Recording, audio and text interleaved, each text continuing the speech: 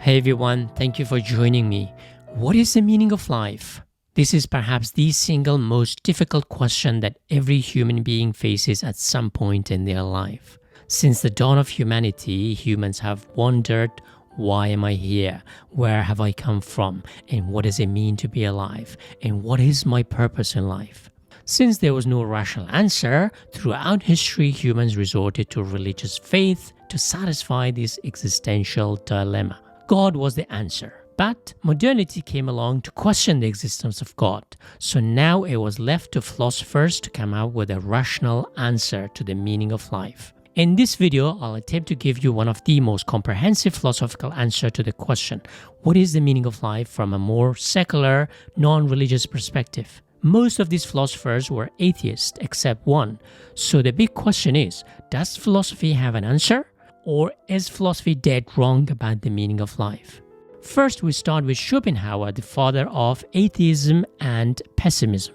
Inspired by Hinduism, Schopenhauer's philosophy centers on will to life. We are driven by a blind will to continue life and suffer. But why and how? Second, Søren Kierkegaard starts off from a non-religious perspective, but his quest ends in God.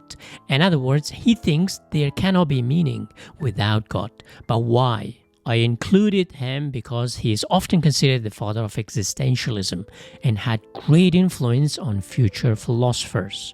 Third, Nietzsche said God is dead and rationality is too boring, so he places the meaning of life in his doctrine of will to power.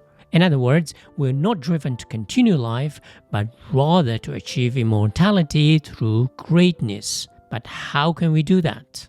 Fourth, Carl Jung's theory of the unconscious is very important to understand the meaning of life.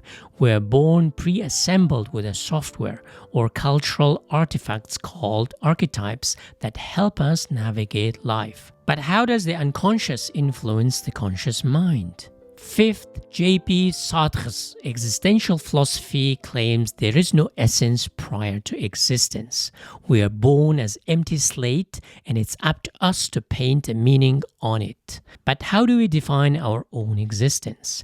This section is perhaps the longest, which is ironic. The philosophy of emptiness has the most things to say. Or it makes sense. When something is empty, you need more stuff to fill it. And finally, Albert Camus' philosophy of absurdism states that there is no meaning in life, so no point searching for one. Instead, focus on something else, which he calls the will to joy. At the end, I'll tell you which of these philosophers is closest to my way of thinking. I hope you enjoyed this video. It's a long one, so please get yourself a strong cup of coffee and let's talk about what the meaning of life is. Or is there a meaning at all? What drives us to get out of bed every morning? What motivates us to go on living? What is behind the human will that is pushing us forward, achieve great things, do stupid things? European philosophy had somewhat two contradictory answers. Some explained human motivation as God-given. Since God has created us, He's also installed the free will inside us to achieve things in life through the carrot and stick of heaven and hell. But since the 15th century, science started to challenge the religious doctrines for being too simplistic. So European philosophers offered an alternative answer, rationality. Since we are rational beings, we first think and then act to push things forward. So generally, the two answers for our motivation to act was explained through God or rationality. The German philosopher Arthur Schopenhauer, however, rejected both God and reason as motivator of human action. So he offered an alternative to both religion and rationality, nature. He argued that we are driven to live because there is a mysterious force inside us, bestowed upon us by the universe itself. A unified force that unites all humans, animals, and even objects. We have little or no control over this mysterious force, yet we are all bound by it. So our rational conscious mind is just the tip of the iceberg. While many philosophers ignored Schopenhauer, he had a profound influence on artists, musicians, novelists, but most significantly, psychoanalysts such as Sigmund Freud and Carl Jung. Now I'll discuss Schopenhauer's philosophy. Schopenhauer's most important philosophical work is The World as Will and Representation, published in 1819, some 200 years ago. In it, he outlined his main philosophical outlook. But to set the scene, let's talk about another German giant. As was the case with most German philosophers of his age, he had to respond to Immanuel Kant, who revolutionized Western philosophy by reconciling two divergent schools of philosophy, rationalism and empiricism. Rationalists say we have innate knowledge of the world that unfolds itself as we develop in life from birth to adulthood. But empiricists argue everything we know about the world comes from outside through our senses. Kant brought them together, saying that it is a bit of both. Humans have innate rational faculty that makes sense of the world by putting a structure to it. Without our mental structure, our knowledge of the world would be chaotic and disorganized, so we cannot make sense of it. So Kant made the human lens central to understanding of the world. In other words, Kant argued that we humans are not passive receivers of knowledge from outside world, but we also impose our mental structure to the world. Kant also divided reality into two distinctive realms: phenomena, which is our experience of the world through our five senses of smell, touch, sight, hearing, and taste, and numina, which is the world in itself, which we cannot know. We can see a mountain, but we can never fully grasp what it feels like to be a mountain. So for Kant, phenomena is our way of knowing the world, and numina is the world in itself, which is hidden from us.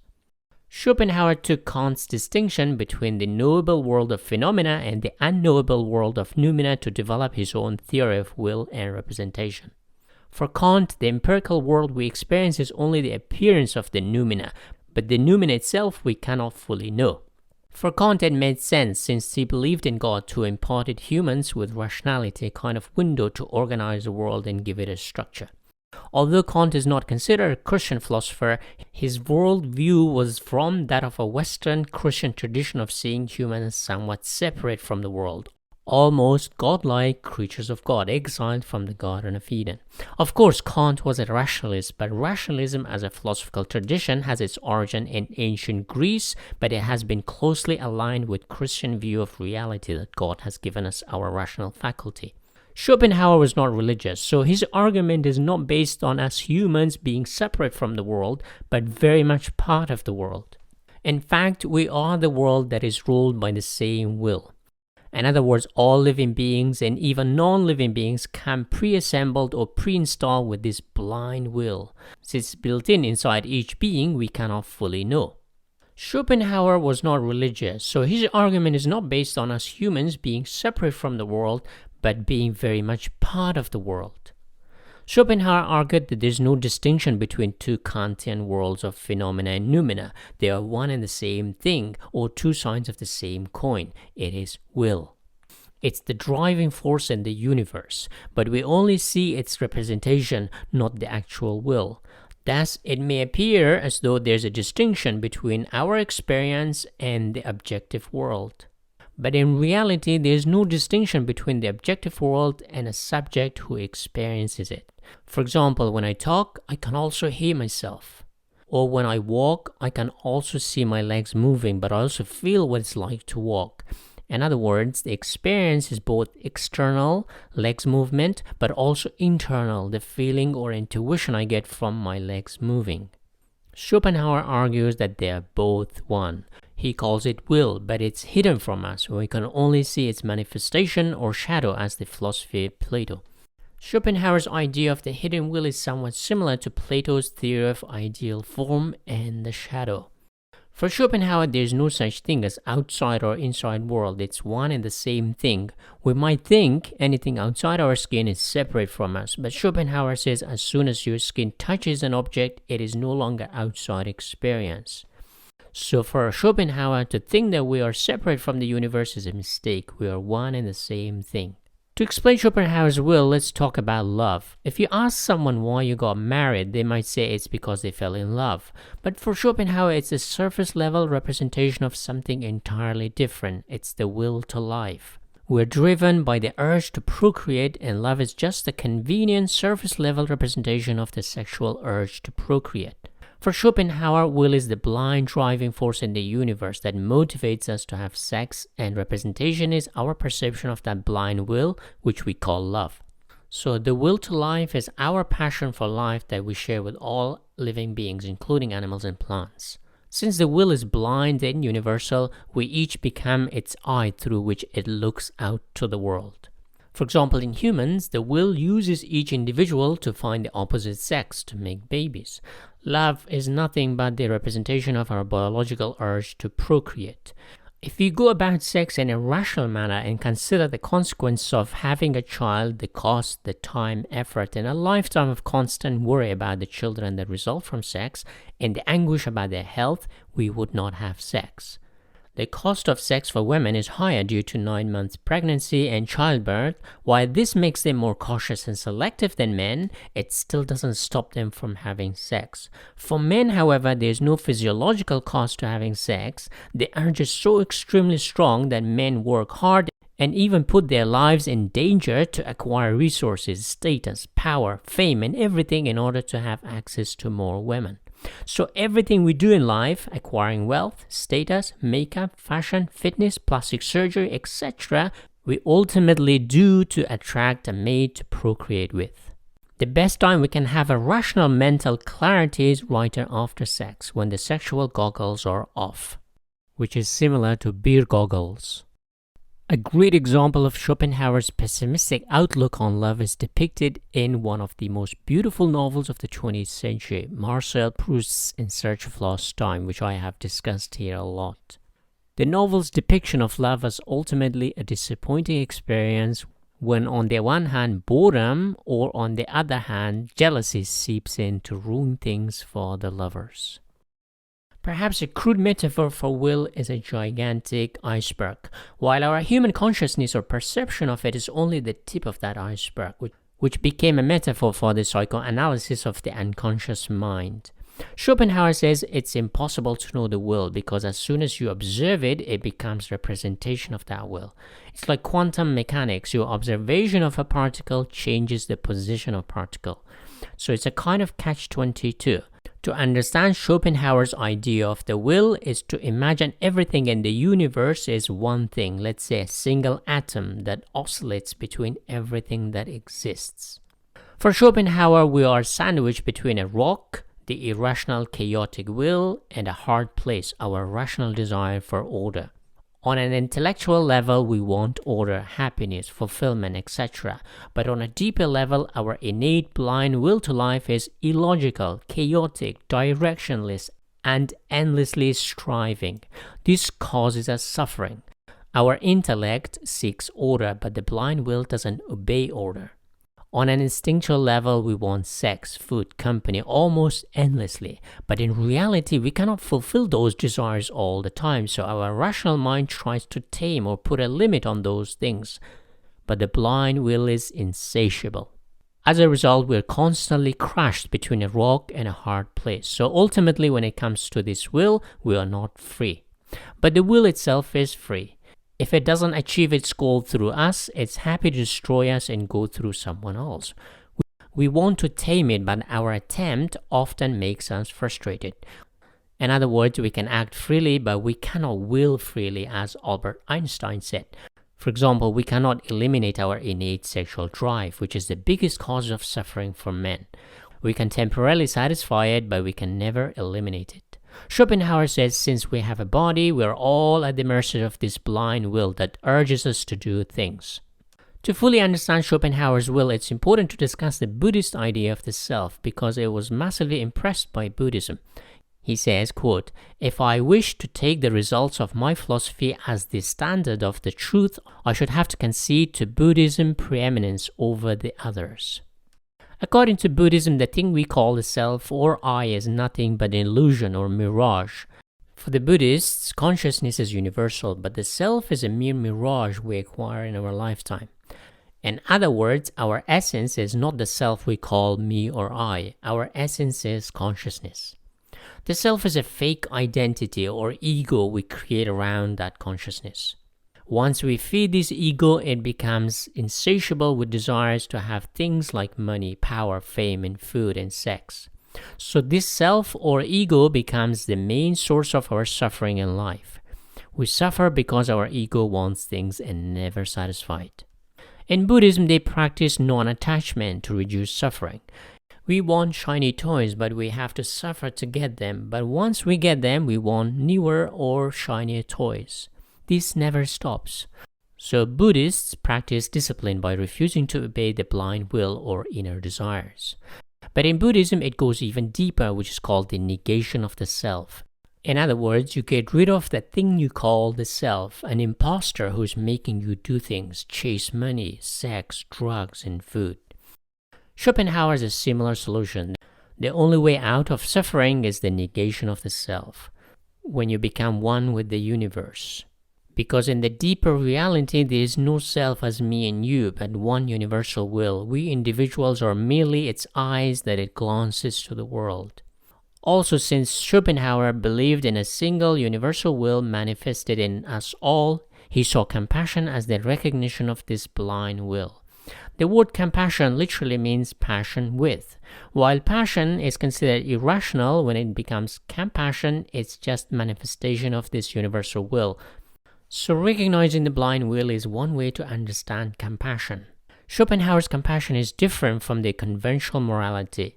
For example, a lion eating a gazelle may seem awfully cruel, but Schopenhauer says they both obey the same blind will. We humans judge things through the lens of pleasure, and anything that reduces pleasure is considered suffering, therefore immoral. But the blind will doesn't see things through the individual lens. The only way to cope with this suffering is through the intellect and art, which allow us to move to a state of non-existence like the Buddhist nirvana. Artists, while creating art, as well as us, while enjoying that work of art, experience a moment of non-being while in awe of its beauty. When an art takes our breath away, we truly experience non-existence, a kind of blissful moment. Schopenhauer influenced the German composer Richard Wagner, whose music represents Schopenhauer's volatile and oscillating blind will.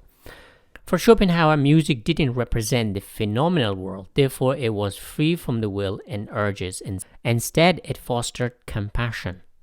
When we experience beauty, artistic or otherwise, we move beyond the distinction between will and representation, or subject and object. He says, quote, "It is as if the object alone existed without anyone perceiving it, and one can thus no longer separate the perceiver from the perception. But the two have become one, the entirety of consciousness entirely filled and occupied by a single perceptual image."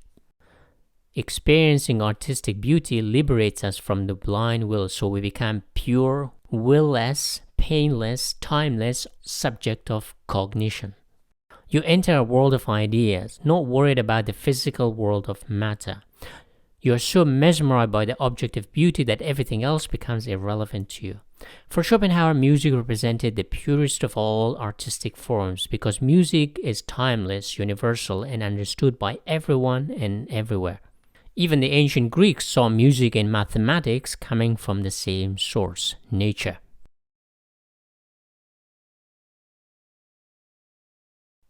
To understand Schopenhauer, let me discuss Hegel. Between the two, Hegel has been far more influential in the last 2 centuries through the works of Marx in particular, but Schopenhauer's influence has been more in the realm of psychology and evolutionary biology. Hegel was a German idealist whose philosophy was centered on the idea of progressive historical process. He believed we are the product of history. In other words, we think or behave the way we do because we are born and brought up in a period of history. An ancient Greek and a modern German are vastly different in their thinking and behaving simply because they lived in different historical periods. In other words, time makes us and history shapes us. History is a continuous progression of time. Schopenhauer thought there was something far deeper than time. Time is just the surface level veil, and beneath is chaos, aimlessness, all ruled by the blind will. Hegel says we build upon those who came before us, all the while things are progressing and improving. His dialectical process was when two opposites, thesis and antithesis, come together to make something new called synthesis, which is an improvement on the previous things. Schopenhauer, on the other hand, says we have the illusion of seeing things improve because we don't see the blind will. The will has no destination or a perfectionist utopia in mind. It's aimless, restless, and eternal. A pendulum that oscillates forever, but always stuck between wanting more and quickly getting bored of them after you get them. It's like kids wanting new toys, but as soon as they get the said toy, they are bored of them. The same with shopping, drugs, food, sex, etc. While Hegel is correct that an ancient Greek child may have craved a different toy to a modern German child, but the wanting of the toy and the getting bored of that toy is still the same. So Schopenhauer says historical progress means nothing to our insatiable desires and urges. Hegel believed in Aristotelian teleology, or progress of history that is moving towards the betterment of the human race. For instance, progress means more freedom, more food, more comfort, and more equality. But for Schopenhauer, history, culture, progress are all an illusion or surface level as in Maya and Hinduism, and beneath is chaos, aimlessness, and terrifying will. Since the will is aimless, it makes no sense to talk about progress. You could say Hegel's progressive philosophy is somewhat similar to a Christian view of us heading towards heaven, which Marx took and turned it into a communist state of the future in which everyone lives happily and equally. Schopenhauer might say that's nothing but a pipe dream because we are ruled by the blind will inside us. No matter how beautiful the outside world becomes, you cannot change human nature. That's why Schopenhauer is called a philosopher of pessimism. Hegel has an optimistic outlook on history that things are getting better as we travel into the future. But Schopenhauer thinks in the grand scheme of things, progress is just an illusion. The ancient Greeks suffered as much as the modern man does despite their societies being vastly different. Because on an innate level, we are stuck between a rock, that is the blind will, urging us to chase sex, food, power, and more, and a hard place that those things are not always available. And even if they are available, we soon get bored and want something else. To give an example, we get addicted to food, drugs, shopping, social media, etc. just to quench the thirst that that blind will has bestowed on us. Even in a future utopia, we will still seek the objects of our desire and get bored of them soon enough. So Hegel was an optimist, albeit slightly utopian. Schopenhauer, however, was a realist. Hegel thought humans were becoming better, while Schopenhauer thought the hardware changes but the wiring remains the same. Now the question is Schopenhauer's pessimism a good thing in a modern society? In physics, the second law of thermodynamics is entropy, meaning that everything is moving towards chaos. In other words, the universe is moving towards disorder. To put simply, it's easier to destroy than build. It's easier to cause pain and suffering than pleasure and joy. Our conscious mind is more alert to pain than pleasure. According to Schopenhauer, the pain of losing something or someone is far greater than the joy of winning something or someone. In other words, as we age, we become more and more cautious and careful. Despite having a good chunk of inheritance, Schopenhauer was never fully confident in his income. Why? Because he says, pain is infinite and joy is finite. Our human mind is wired to avoid pain at all costs. This has become the basis of our rationality. Rationality is our way of minimizing pain, so our mind is burned more by negative experiences than positive ones. Past traumas often prevent us from future joys. Schopenhauer also says we're not here to be happy, but to procreate and continue life. So understanding the blind will, Schopenhauer says, allows us to lower our expectations. Today, the modern humans have an insatiable desire for happiness that almost everything we do is tied to our goal for happiness. For Schopenhauer, happiness is nothing but an illusion for striving, struggling, and oscillating between desire and the wall. Just as love is an illusion for sex, happiness is an illusion for an attempt to escape the will by satisfying its insatiable desires. For example, in order to feed a fire, we have to throw more wood in it. So Schopenhauer's pessimism allows us to lower our expectations. The biggest enemy of happiness is having a high expectation, which is constantly crushed by reality. Schopenhauer brings us back to the reality of life that is full of irrationality, suffering, pain, and restlessness. Understanding reality might sound pessimistic, but it helps us manage our expectation. So it can ultimately help us become more content with the harsh reality of life. Life is not about happiness, comfort, or blissful order. It's about chaos, disorder, discomfort, and suffering. Arthur Schopenhauer dedicated his life to philosophy in an attempt to find a non-religious explanation of life. He finally settled on a simple idea: we're driven by a blind will to continue life. He was thinking about our evolutionary drive some 40 years before Darwin articulated in his theory of evolution, being at the heart of life on Earth. So we're just tools in the hands of nature and evolution. Soren Kierkegaard is considered the first existentialist philosopher. But who was he? How did he use literature to revolutionize philosophy and become the father of existentialism? And why did he say that freedom causes anxiety? And what was his answer to the existential angst?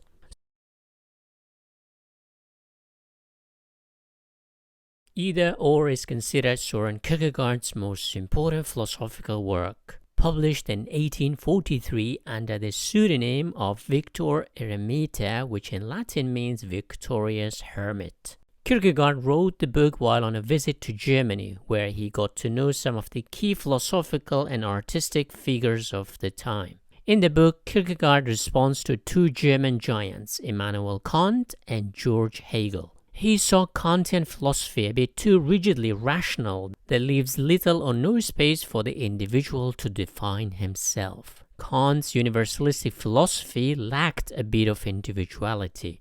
The same is true about Hegel's historical philosophy, that we are by and large shaped by history or dialectical process, which can seem quite deterministic, which later became the basis of Marx's historical determinism. So both Kant and Hegel left little or no room for the individual to define himself or herself. So Kierkegaard took things from an individualistic point of view and thus considered the father of existentialism, that our life's purpose is not predetermined and it's up to us to define it for ourselves. In other words, we all have choices to make in life that ultimately decides the path we walk on. In this book, Kierkegaard goes to the heart of existence and asks this simple question: what is the purpose of it all? He sees two often contradictory answers. On the one hand, we live to have fun and enjoy pleasures life offers, including artistic beauty. But on the other hand, the other purpose of life is to live ethically and be a good person. So the choice we have is either to indulge in pleasures for ourselves or be good to others. While it's impossible to balance the two, however, in reality, one always takes over. Living a hedonist life of indulgence, be it sex, shopping, alcohol, etc., is often the easier option, as the human animal desires those things without effort. And even an aesthetic life of enjoying beauty is given to us by nature, while living an ethical life needs a lot of discipline and commitment. So Kierkegaard asks which gives the ultimate fulfillment in life, what comes easy and what comes hard. The two lifestyles are written by two separate fictional authors.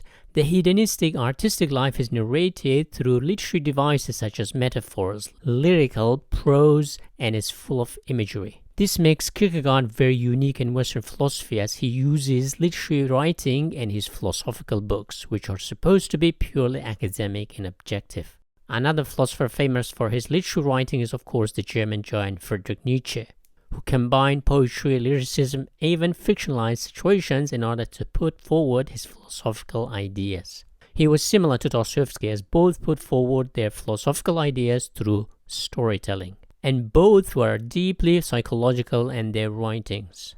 So, while presenting an aesthetic lifestyle, Kierkegaard talks about art forms such as music, theater, free love, beauty in general. However, in the moral lifestyle section, Kierkegaard writes letters discussing social moral responsibility, self-reflection, and most importantly, love within a marriage. The writing style reflects the fact that an aesthetic lifestyle is based on self-expression of inner desires, while the moral life is in the form of letter, as though someone wiser giving you wisdom about the bigger picture. So the artistic lifestyle is somewhat similar to the romanticists such as Lord Byron, who traveled the world and slept with women without the commitment of a marriage, while in an ethical life a man commits to one woman. It's important to note that Kierkegaard was deeply conflicted about marriage and monogamy because naturally and biologically men are more prone to polygamy than women are. So he refused to get married to the woman he loved, perhaps simply because he couldn't see himself being with one woman for the rest of his life. So for him, the ethical thing was not to marry at all. Once you marry, you're morally obliged to be monogamous and loyal to one person. So a pure aesthetic lifestyle, the pursuit of pleasure, will leave you empty at the end. Also, seeking pleasure is never enough, as you have to get higher to experience the high you experienced before. No matter how many women you seduce and sleep with, the urge never stops. This is depicted in Oscar Wilde's novel The Picture of Dorian Gray that ends in the destruction of everyone involved. For instance, someone taking drugs often move up the ladder and cranks it up a notch because the same stimuli gets dull over usage. As Schopenhauer pointed out, quote, life swings like a pendulum backward and forward between pain and boredom. So Kierkegaard says the pendulum is always true between pleasure and boredom. You don't want to eat your favorite food forever as you get bored of it soon enough. Here's what Kierkegaard says about boredom. Quote, boredom rests upon the nothing that interlaces existence. Its dizziness is infinite, like that which comes from looking into a bottomless abyss. So the natural answer to the emptiness of a pleasure-seeking lifestyle is to become rational and moral man. While you can enjoy worldly pleasures, but in moderation, and most crucially, you're responsible for the other too. Kierkegaard makes 2 points about reducing anxiety of modern life. One is comparison. The reason we experience anxiety is often we compare ourselves to those around us. We compare our looks, our success, our achievements, and things we own and things we do not own. This puts us in competition with everyone else. No matter what we achieve, it eats us from inside. The second point he makes is that wishing for something is also dangerous. Why? Because we expect something in the future. So while comparing us to others is about the past achievements or the present, and wishing is about the future. We wish because we lack something. So this creates expectations, and we all know what happens when you expect things. The natural outcome is often disappointing, as Proust showed in his masterpiece In Search of Lost Time, that the more one expects certain outcomes, the more painful is the disappointment when it doesn't come as you expected. This causes anxiety. Kierkegaard says, we live forwards, but we understand backwards. Kierkegaard also makes a distinction between the moral life being more objective, which forces us to think about others, while the aesthetic lifestyle is more subjective as it's driven by pleasures for me. The real question he asks is this: are we supposed to enjoy life for ourselves or be concerned with the plight of others? Today I would say most people, including myself, is far more concerned with their own well-being or pleasures than helping those who need help. Today we have deferred the moral authority to the state, civil society, and social institution to help others, and we are mostly responsible for our own individual happiness. We see things on the news, but we rarely put ourselves in discomfort to do something about the challenges of the world. So Kierkegaard argues that a subjective hedonistic lifestyle is when you live for yourself, and the objective moral lifestyle is when you live for others. Kierkegaard sees a problem with both if one goes to the extreme. For instance, in an aesthetic lifestyle, an artist is capable of creating a sublime piece of music or art, but an extreme self-indulgence can also destroy you. Throughout history, there are numerous examples of artists who had psychologically troubled lives. A good example is the drug use among the musicians in the past 50 years. While they were busy creating sublime music, in private they were numbing the pain through drugs and alcohol.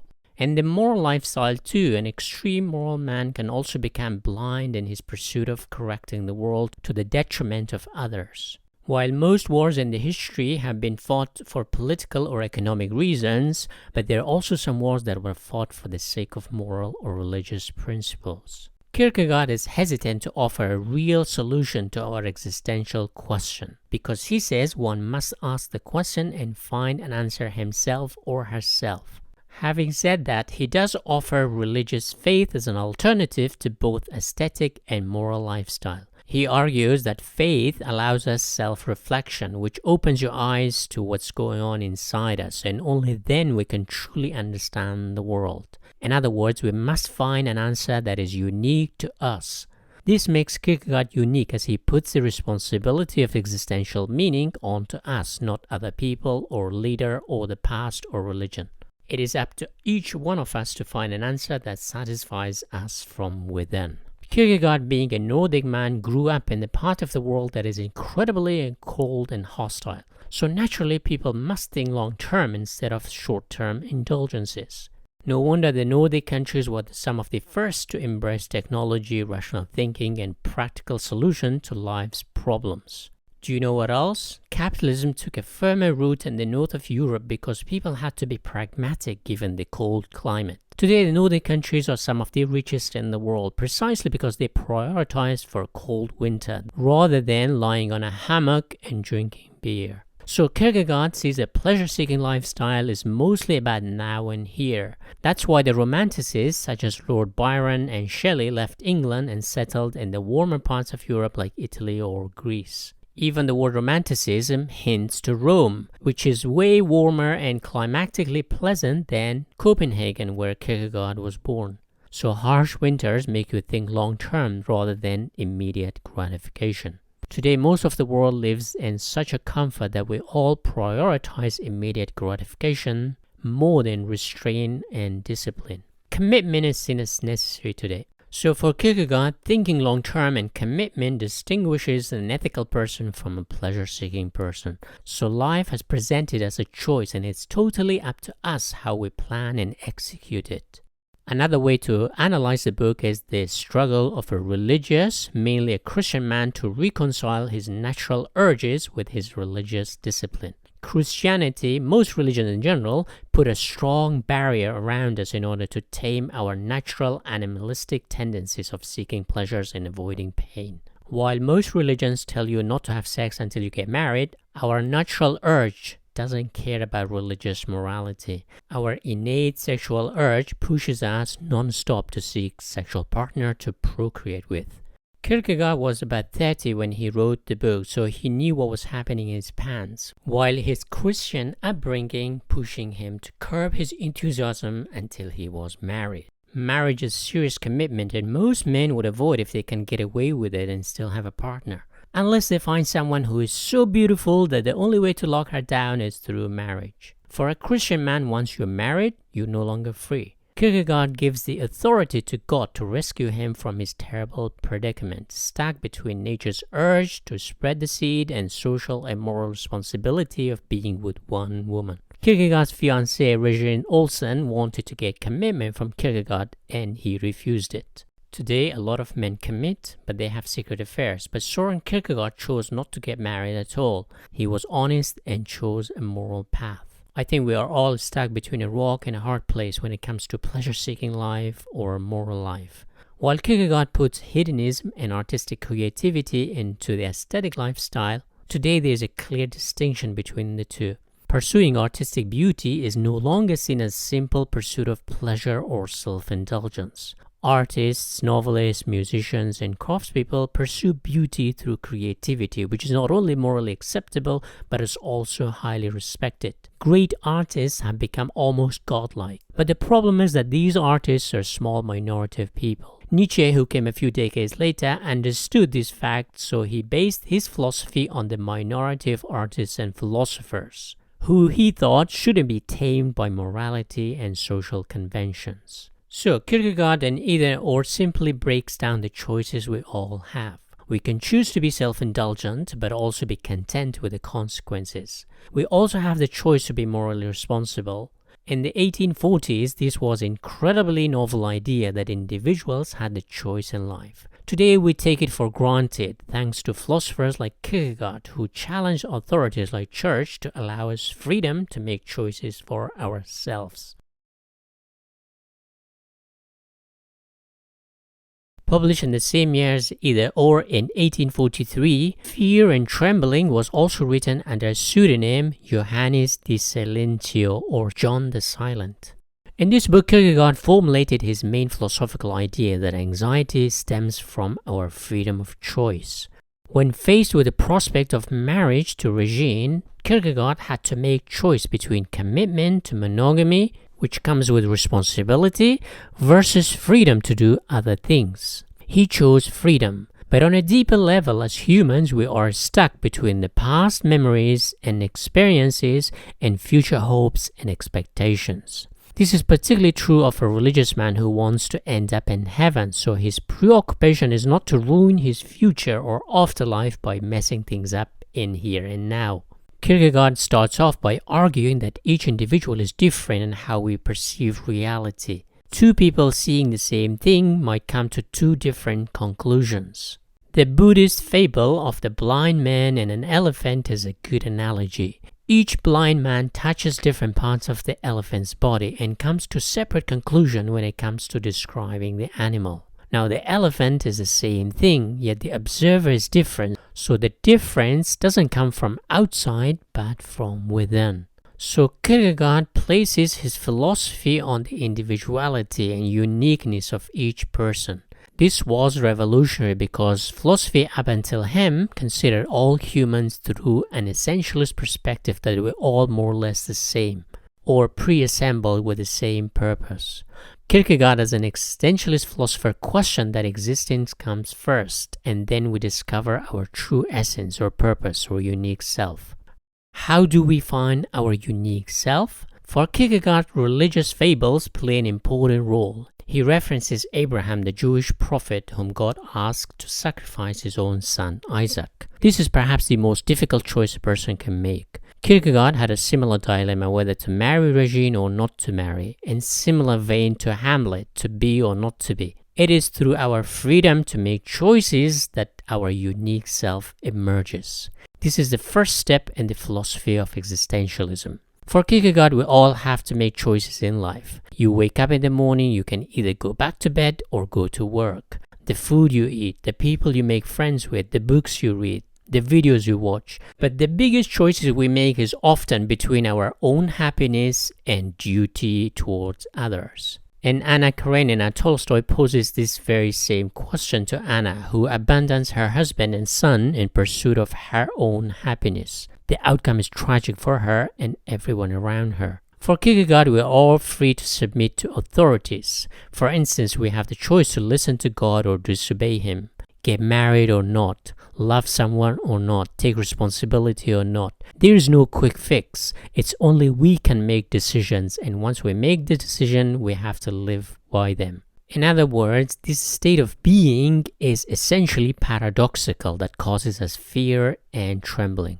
Freedom comes with responsibility, which is the opposite of freedom. Choices come with consequences, good and bad, which are the opposites of choices. In other words, our nature pushes us in one direction, but our moral duty into another direction. As Nietzsche said, quote, "Man is a rope stretched between the animal and the Superman, a rope over an abyss, a dangerous crossing and dangerous wayfaring, a dangerous looking back, a dangerous trembling and halting. What is great in man is that he is a bridge and not a goal." Another paradox is between moral transparency and natural concealment. Nature is full of stealth, camouflage, and deception. Predators must deceive to eat and survive. The same can be true among humans. The most successful people tend to be the smartest who is able to conceal their true intention. Yet social morality puts a massive emphasis on honesty as being the best policy. Transparency is an attempt to prevent tragic events, while in nature, tragedy is an inherent aspect of life. Kierkegaard gives examples from the Greek tragedies in which characters often kill their own loved ones, simply because they didn't know them clearly. A son killing his father or a father killing his own son without being aware of their true identity. One of the most heartbreaking tales in the Persian epic of Shahnameh is precisely this. The hero Rostam, without knowing, kills his own son. In other words, in the real world or in nature, you commit the act before asking questions. If Rostam didn't kill his son, he might have been killed himself. In other words, in order to achieve a goal, one must conceal. The same is true of Abraham, who concealed his true intention when he brought Isaac to the mountain to sacrifice him. The boy might have refused, or the whole society might have outraged and stopped him. He would not have been able to achieve his goal of obeying God. This nobody can fully grasp and understand, except Abraham himself. Kierkegaard argues that when we face a tough decision, it's hard for others to fully understand what goes on inside the person. Abraham holding his young son, or Hamlet holding the human skull, are the only ones who truly understand the choices they make. Making choices is synonymous with having the authority to make such choice. But with authority comes responsibility. Kierkegaard goes a step further, saying that it is hard to explain such choices or dilemmas through rationality. It's only possible to explain those situations through faith. What is faith? It's a kind of resignation or deferring authority to God. Faith is almost like love, because both love and faith throws reason almost out of the window. They're a bit blind, but for Kierkegaard, faith is not without doubt. Doubt is part of the baggage. Quote, doubt is conquered by faith, just as it is faith which has brought doubt into the world.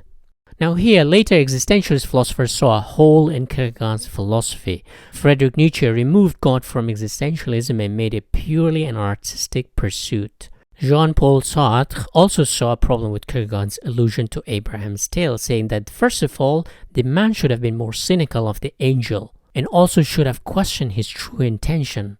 Sartre's existentialism, which I have discussed here, removed God and faith and replaced it with nothingness or emptiness of life, which gives us the opportunity to build our own self from scratch.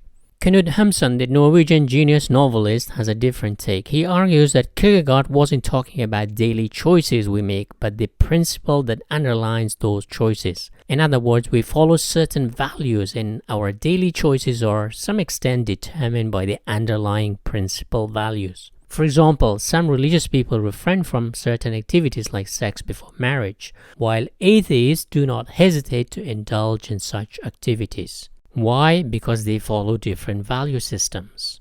The solution to modern despair and anxiety, according to Kierkegaard, is truly personal. One has to find a unique path for himself or herself to feel fulfilled. There is no blueprint one can follow and find happiness. The only blueprint Kierkegaard offers is this: you alone are responsible to find meaning for your own life. Quote, a crowd is indeed made up of single individuals. It must therefore be in everyone's power to become what he is, a single individual. No one is prevented from being a single individual. No one, unless he prevents himself by becoming many.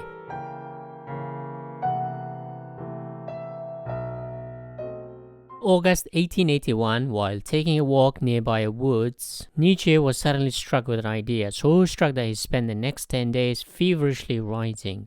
The result is Thus Spoke Zarathustra, Nietzsche's philosophical novel. In fact, his only novel, which is also his most popular book.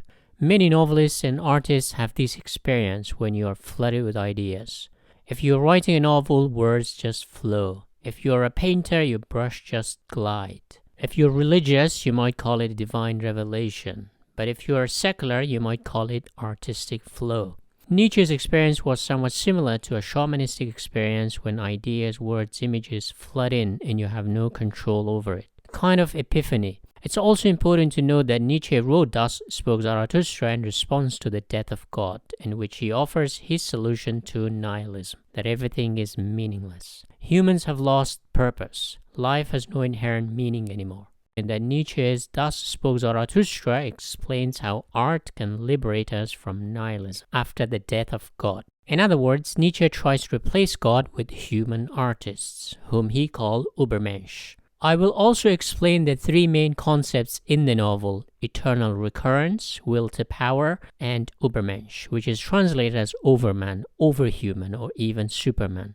I'll also discuss why Nietzsche's answer to nihilism is art, and how artists like Marcel Proust, Franz Kafka, and Charles Bukowski fit into Nietzsche's notion of Ubermensch, artists who transcended themselves. At the end, I'll respond to Jordan Peterson's criticism of Nietzsche. God is dead. For thousands of years, God or gods provided us humans psychological protection, spiritual and emotional comfort, and a set of robust moral values and a clear path for life and afterlife. When there was a divine power above, humans didn't have to worry about meaning or purpose. Everything was set and we all had to do was follow these instructions and everything was fine.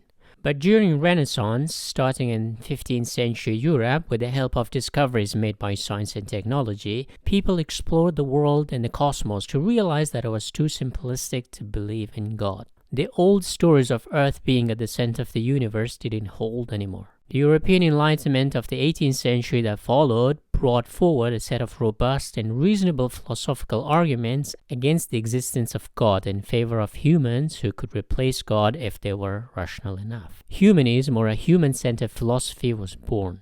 Then in the 19th century, Darwin's theory of evolution by natural selection further damaged the idea of God and posited that humans were no longer special, but just another species of animal. Nietzsche was bold enough to announce that God was truly dead, and we killed him. Quote, "Thus spoke the devil to me once upon a time. Even God has his hell. It is his love for man. And lately I hear him say these words, God is dead. Of his pity for man has God died."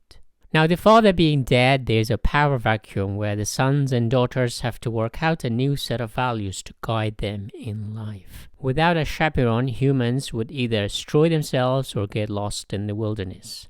Without God telling us what's right and wrong, we humans have to re-evaluate values such as happiness, reason, virtue, righteousness, and pity. Nietzsche is aware that European philosophers have replaced God with rationality and put rational humans on the pedestals. Just a side note, the solitude that came after the death of God is beautifully depicted in 100 Years of Solitude, a novel by the Colombian author Gabriel Garcia Marquez, in which a group of people move into a new town and start everything over, but after a few generations destroy themselves. However, Nietzsche says there is a problem with rationality. Two things can happen. It either leads to authoritarianism, in which the leaders can employ reason to create their own values and rules, and subject everyone else to those rules in a kind of self-referential way, as if they have replaced God. This idea of a self-referential being is brilliantly depicted in Dostoevsky's Crime and Punishment, in which the protagonist thinks he is beyond all laws and morality. What does he do? He murders an old but rich woman to use her money to build himself so that he can change the world. Of course, Dostoevsky was also against nihilism, so Raskolnikov ends up in Siberia to repent for his crime and seek salvation inside the Bible. Nietzsche, however, doesn't seek answer in religion. That story is dead. You cannot revive a dead body. Instead, you have to find a new answer. So neither religion nor rationality is the answer to nihilism. Rationality, according to Nietzsche, also leads us to utilitarianism, meaning promoting action, rules, policies, and values that benefit the greatest number of people. A good example is the concept of democracy, in which the majority rules, at least on paper. Nietzsche has a very low opinion of the majority or crowd, because for him the crowd is dull and lacks excellence, refinement, and greatness. Instead of promoting the best, rational utilitarianism promotes the most. Instead of nourishing the brightest, it holds back until the stupidest can catch them. Quantity over quality. Plato also had a similar problem with the Athenian democracy, akin to mob rule that killed one of the greatest minds of the ancient Greece, Socrates. So Nietzsche and Plato both saw the majority rule as something negative for a culture to flourish. Rationality also produces conformity, everyone thinking, behaving, and feeling the same way. If you're weird, strange, outsider, or think outside the box, or you stick out as most artists do in some way, you are hammered. Artists are weird, often terrible people in person. There are many more examples. So rationality replaces a single God with a single rational truth, be it a scientific truth or a political truth, but the idea is that nobody can challenge it. A kind of perfectionist rational utopia, very similar to totalitarianism like fascism in Germany or Stalinism in Russia. Both were the products of rationality and the belief to level the world in order to create their own rational utopias based on a perfectionist vision of a single race, in the case of Nazi Germany, or a single ideology in the case of Soviet socialism. In essence, rationality is nothing but a tool to achieve whatever your goal is. It could be something great, and it could also be something terrible. Nietzsche's criticism is that rationality is a crude tool when it comes to human excellence or greatness. So to sum up, God is dead and the European Enlightenment offered reason as a replacement for God, and Nietzsche objected to that. Rationality is a tool, it is not an end in of itself. It needs something else to give us human a purpose, just like Dostoevsky did a few decades before Nietzsche. So what is Nietzsche's solution to the problem of nihilism in the absence of God, if rationality is an inadequate answer? Dostoevsky returned to religion, a sort of modified Christianity with some Eastern flavor and peasant wisdom as an answer to nihilism. Nietzsche thinks that boat has sailed. Religion is an old story, so humans understand the world through the prism of science. Once seen, it cannot be unseen. If you're exposed to science, it's hard to convince yourself to return to religion. So what do? He instead offers art as a solution to the death of God and nihilism. Okay, for the rest of this video, I'll explain how Nietzsche thinks art can replace God, as well as counterbalance rationality to keep humanity from going mad, and how art can give humans a genuine purpose in life. Zarathustra. Thus Spoke Zarathustra is a fictional story of a man called Zarathustra, based on an ancient Persian prophet who is credited to be the founder of the first monotheistic religion called Zoroastrianism, which divided the world into good and evil. Later on, Judaism, Christianity, and Islam all adopted monotheism from Zoroastrianism in the Middle East. For Nietzsche, the single God idea coupled with binary notions of good and evil were in essence created to enslave humanity through uniform thinking. You are either good or evil, you are either with us or against us. Nietzsche also sees a parallel between monotheistic religions and Western philosophical tradition all the way back to Socrates, who put emphasis on reason alone. Rationality is good and passion is evil. Pre-Socratic Greeks had great literary tragedies in which reason always went hand in hand with passion. Apollo, the god of reason, was counterbalanced by Dionysus, the god of wine and passion. But Socrates and later Aristotle in particular introduced truth or a single truth, which later fit perfectly in line with the Christian's notion of single God to steer Western philosophy in the wrong direction, according to Nietzsche. Instead of promoting free thinking, it stifled artistic creativity by suppressing human nature and passion as ugly and animalistic. Only rationality and faith in God were the correct way of understanding the world. So in this novel, which is an act of literary revenge, Nietzsche takes Zarathustra, the man who founded monotheism, single God and single truth and good and evil, and transforms him into his own antithesis or his own enemy. Instead of believing in a single God and good old moral values of good and evil, Zarathustra in this novel believes that God is dead and he's being replaced by a new kind of humans, which he calls Ubermensch or overman, who is capable of creating his own values. But Ubermensch, unlike being a self-referential rationalist, is an artist or very close to an artist. Zarathustra too goes through a kind of spiritual transformation. It's important to note that Zarathustra is 40 years old. We see countless of novels and stories of men turning 40 and suddenly they have an existential or midlife crisis. Dostoevsky wrote Notes from Underground at the age of 42 or 43. Nietzsche wrote this when he was about 37. It's a precarious time in a man's life when existential angst come to a very sharp focus and people reflect on life. So Zarathustra spends 10 years in a mountain cave to gain wisdom. Solitude was quite important for Nietzsche. Also for many novelists and artists, solitude is immensely valuable in their creation. Charles Bukowski, who was massively influenced by Nietzsche, loved his solitude. The same story with Kafka and Proust. Both spent hours and hours sitting alone to make their artistic creation. Nietzsche didn't believe in crowd wisdom in the city. Instead, he sends his protagonist, Mr. Zarathustra, to the mountains to be alone inside a cave. As I said earlier, this idea came to Nietzsche in the woods, not on a city street. So it all makes sense. Once Zarathustra is overflowing with wisdom, he descends to the city. He tells people that God is dead. He also tells them about Ubermensch, but as expected, everyone laughs at him, thinking he's some mad dude talking bollocks. It's important because Nietzsche says great men are always laughed at by the stupid crowd. Disappointed, Zarathustra retreats to his cave, back to nature. For Nietzsche, nature is the source of wisdom, not cities or crowd. Elitist? You bet. Nietzsche didn't hide his elitism. In Western Christian tradition, humans have descended from the Garden of Eden to Earth. Therefore, nature is often considered as ugly, chaotic, and even dirty. Christians see themselves as temporary guests on this terrible planet, like exiled on an island and waiting to return to heaven. Nietzsche, however, more in line with Eastern philosophy, thinks not only we are from nature, but we are nature ourselves, therefore should derive meaning not from the heavens, but from nature. Life is full of suffering, but also joy. Nietzsche also criticized Eastern religions. For example, he rejected Buddhism for trying to tame human desire. According to Buddhism, our desires are the root causes of our suffering. In order to be content, one must temper their desire.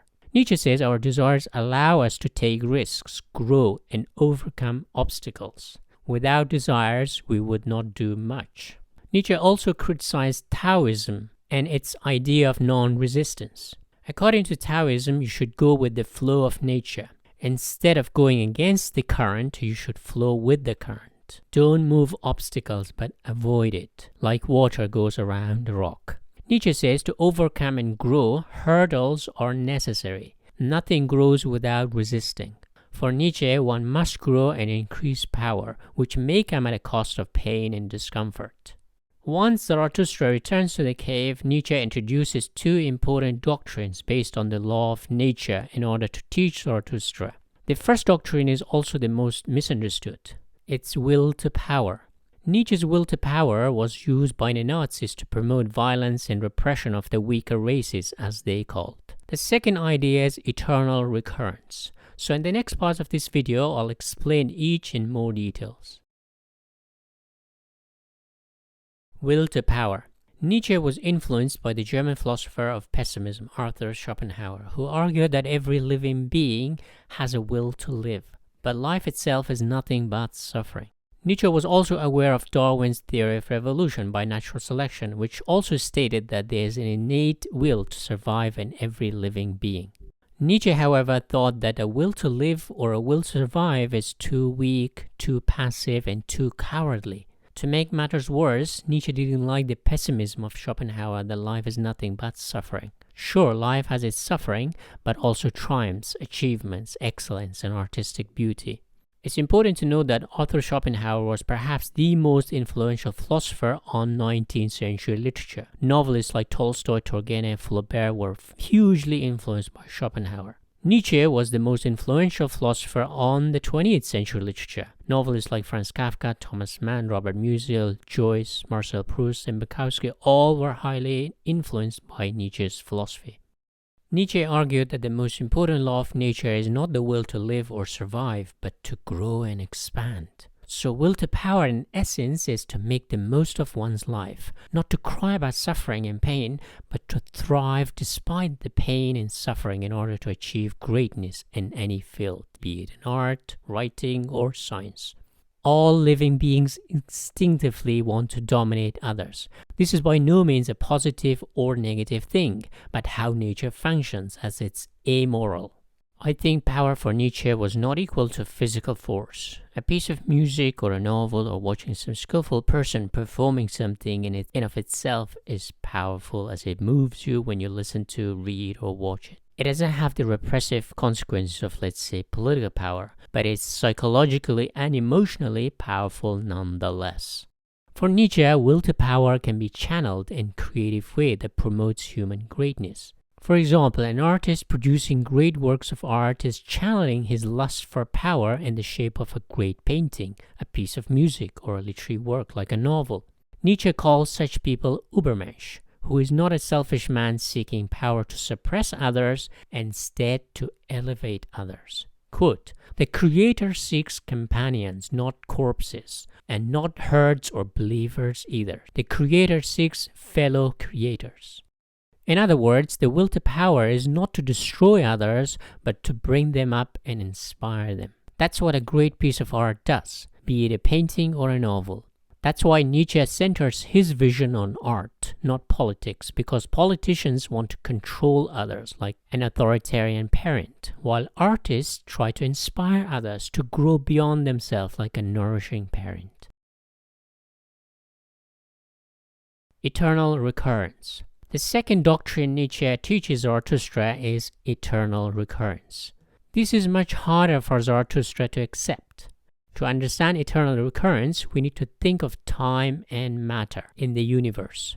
We understand that time is infinite. In the universe, time never ends. Matter, however, is finite. So what happens when you have a finite amount of one thing and infinite amount of another? The finite thing has to repeat itself over and over to make up for being limited. Since time is infinite, but matter in the universe is finite, everything is repeated forever like a hamster wheel. That's Nietzsche's eternal recurrence, which is very similar to Eastern cyclical notion of the world. This means the sublime, the good, the bad, and the terrible are repeated endlessly in the universe. Of course, the cycles are rare and happens after millions and billions of years, so to speak. This thought is incredibly depressing for Zarathustra. How could it be that the terrible things are repeated again and again? If you believe in a linear notion of time, you think everything is getting better and you are moving towards perfection. But according to Nietzsche's eternal recurrence, that is not so. In the grand scheme of things, everything is repeated. Zarathustra finally comes to terms and accepts it. Quote, "And once you are awake, you shall remain awake eternally." So the two laws of nature are will to power, meaning every being wants to grow and dominate their fields, be it an artist or scientist or even a bricklayer. Nietzsche would define human not as human being, but human becoming. Being is too passive. The second law is eternal recurrence, that everything is repeated perpetually. Now let me explain the journey of Ubermensch, or the hero's journey, so to speak. Ubermensch. Nietzsche says humans are a rope between apes and Ubermensch. Quote, "Man is something that shall be overcome. Man is a rope tied between beast and overman, a rope over an abyss. What is great in man is that he is a bridge and not an end." So Nietzsche believes in the dynamic of change and growth. Being a human is a precariously dangerous place to be, so there's every incentive to overcome this situation. For Nietzsche, great things don't come out of serenity or peace, which religions tend to promote, but out of chaos and conflict, which is nature. Quote, "I tell you, one must still have chaos in one to give birth to a dancing star. I tell you, you still have chaos in you." To become Ubermensch, he has to go through 3 stages. First, Ubermensch is a human with a free spirit. You could say he has some artistic sensibilities for beauty because in the first step, he is charmed by a beautiful dragon, which starts off the transformation process. Quote, "3 metamorphoses of spirit have I designated to you, how the spirit became a camel, the camel a lion, and the lion at last a child." In the camel stage, he has to carry the burden of others and most crucially learn the discipline of being a slave to the societal norms and traditions. It's like becoming an apprentice to learn a craft from a master. Perhaps I should give you a little cultural context. Apprenticeship is hugely important in Germany. Without some experience as an apprentice, it's very hard to find a job in the country. So even today, the value of learning on the job from someone with superior skills is an essential step in someone's career in any field. So being an apprentice is like being a camel. You listen to your superior, you leave your ego and listen. It's like a wolf turning into a tame, obedient dog. But as time passes and he learns more, he wants to be free and have the freedom to say no to others. He then turns into a lion, which allows him to say no to the social norms and traditions. On the one hand, he is liberated from his social burdens, but on the other hand, there's a danger that he might turn nihilistic in rejecting everything, or hedonistic in only seeking his own pleasures and indulgences. To quote Spider-Man's uncle, with great power of the lion comes a great responsibility. There's another character in the novel called the last man, who's stuck in a vicious circle of seeking more and more pleasures and self-indulgence. He doesn't exercise self-control. This is similar to today's consumerist madness. You work to buy and work more to buy more, which is a vicious cycle that never ends. So the last man only wants pleasure for himself, but not give joy to others. To overcome the lion stage, Ubermensch goes through another metamorphosis and becomes a child, symbolizing creativity and innocence. At this stage, he has the freedom to be creative. Could. In a real man, there's a child hidden. It wants to play.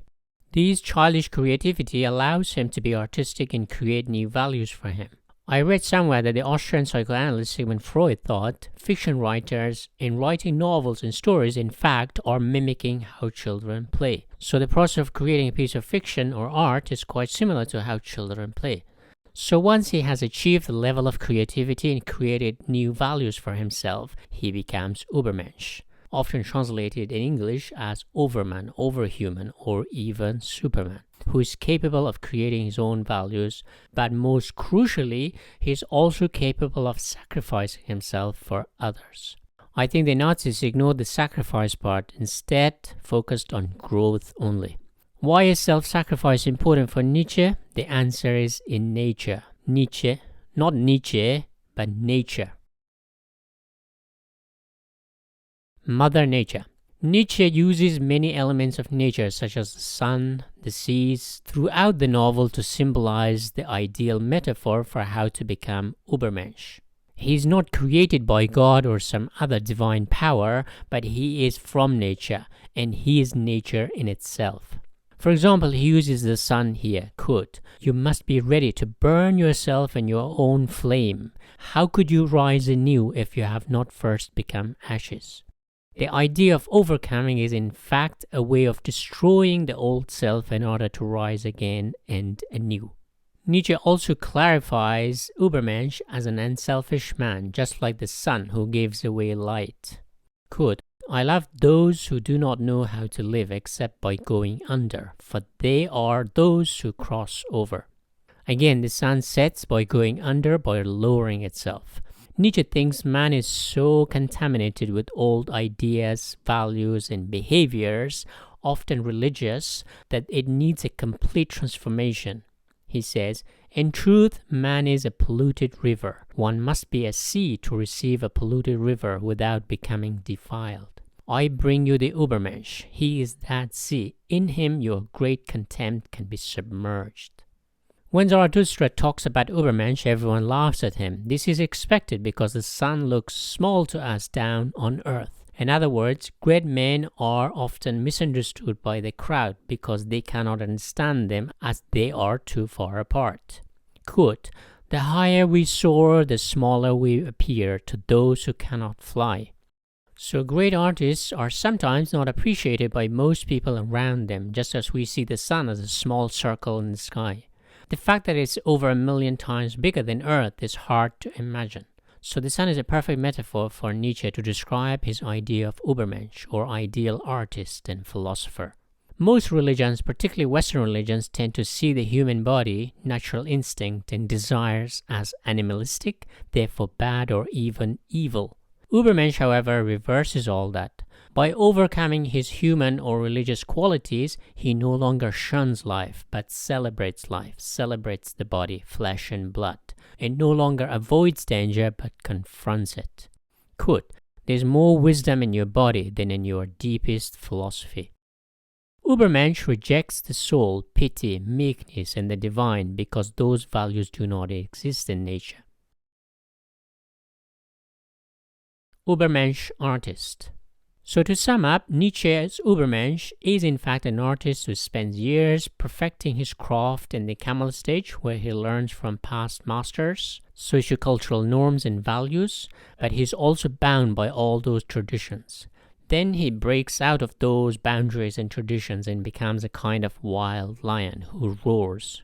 Quote, "But in the loneliest desert happens the second metamorphosis. Here the spirit becomes a lion. He will seize his freedom and be master in his own wilderness. In religion, you are punished if you defy religious doctrine. In rational world, you are punished if you transgress its values. But Nietzsche seeks the total freedom to be creative. Then his final phase is to be a child again so that he can be creative.